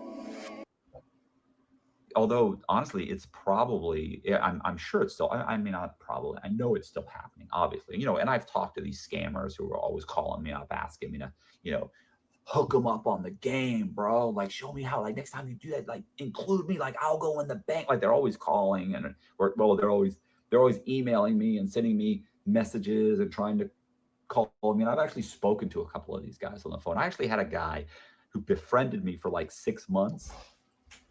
Like, actually, like we were buddies, like, hey, I'm a fan. I saw you on Concrete. And he wanted to talk to me on the phone, and we talked. I was like, okay, what's up? Well, what do you think I should do about this, about that? So, you know, we talked a few times. And then he started texting me all the time. So, you know, you get to be kind of friendly with these guys, you know? So I was kind of friends with him, and he was a pretty cool guy. At one point, he actually flew down from New York to see me.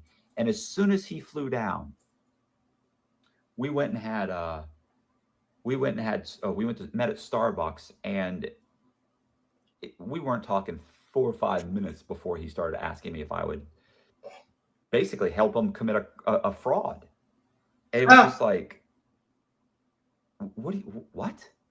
Yeah, man, I want you to, you know, hook me up, bro. Help me out. Help me do this. Help me do that. It was like, well, are you serious? I'm like, I realized right away that was the only reason he had been talking to me, and we were friends and we were cool and everything, was he was trying to get me into a position where he could ask me to help him commit fraud. That's what he wanted. He wanted me to help him commit fraud. And I was like, you know, this is ridiculous. I'm not doing that. It's ridiculous. You know, and the worst thing is that, like, if he had gone out, even with my tutelage, he would have been caught almost immediately. There's no way he would not have gotten caught. And his whole thing was, you know, I wouldn't say anything about you. I wouldn't tell, you know, if they grabbed me, I wouldn't say anything about you, bro. But the truth is it wouldn't matter, because my name's in your phone, and they run my cell number against mine. They see this guy's on probation, and they'd say, look, this guy's on probation for exactly what you're doing. We'll cut you loose if you just give him up. That kind of thing. Get him on the phone talking, get him saying this. Of course, he wouldn't have been able to do that, but it wouldn't matter. All they'd have to do is add my name to the indictment. You know, it would be very difficult for me to actually defend myself against something along those lines, something in that vein. The thing is about that synthetic identity is, even if you remove the mortgages that I refinanced, because I refinanced all these mortgages and I probably made $500,000, but let's remove that. Let's forget about that money. The credit cards alone were the credit cards and the personal loans. That was over $100,000. It was over $100,000 on a synthetic identity that I created. And, you know, that scam eventually for me evolved into me figuring out how to get Social Security, the Social Security Administration, to issue Social Security numbers to me.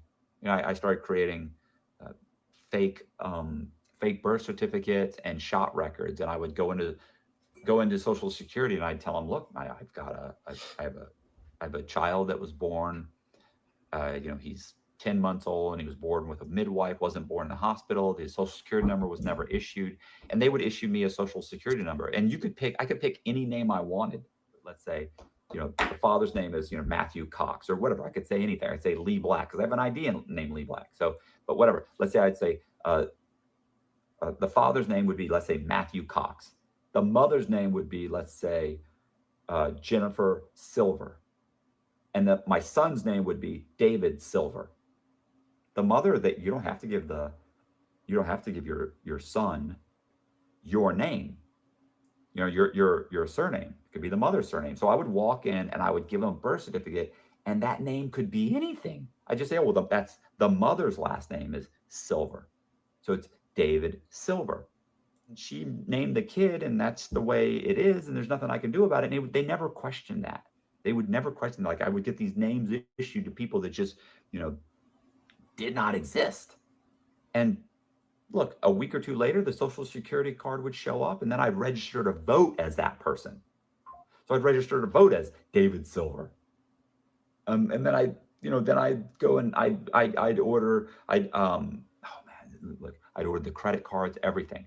Once I had enough documentation, I would walk into I actually started walking into the DMV. Let me tell you about being terrified walking in the DMV the first time. That's terrifying. And I would change the date of birth on the birth certificate. So I changed the date of birth on a fake birth certificate. I'm walking into DMV with a fake birth certificate that says David Silver. The level of service that you get from those associates is consistent, and it's consistently high. Go have a great experience. Go get your card from Hussle. Hussle, obsessed with service since 1911.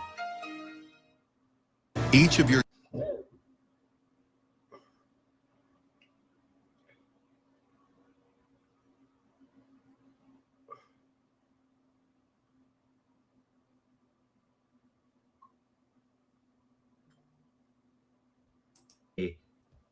July 7th, 1970 date of birth, and a Social Security card issued to David Silver.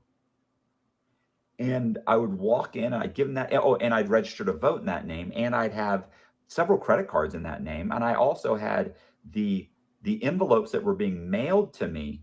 I would come in, they all had the address. Then I'd also come in with my lease. I'd make a fake lease with that address. So that UPS box or mailboxes, etc. box, that private mailbox now looks like an apartment. Everybody thinks that at the DMV thinks it's an apartment. So they think it's an apartment. They think I'm registered to vote in the state of Florida. I've got a birth certificate. I've got a Social Security card.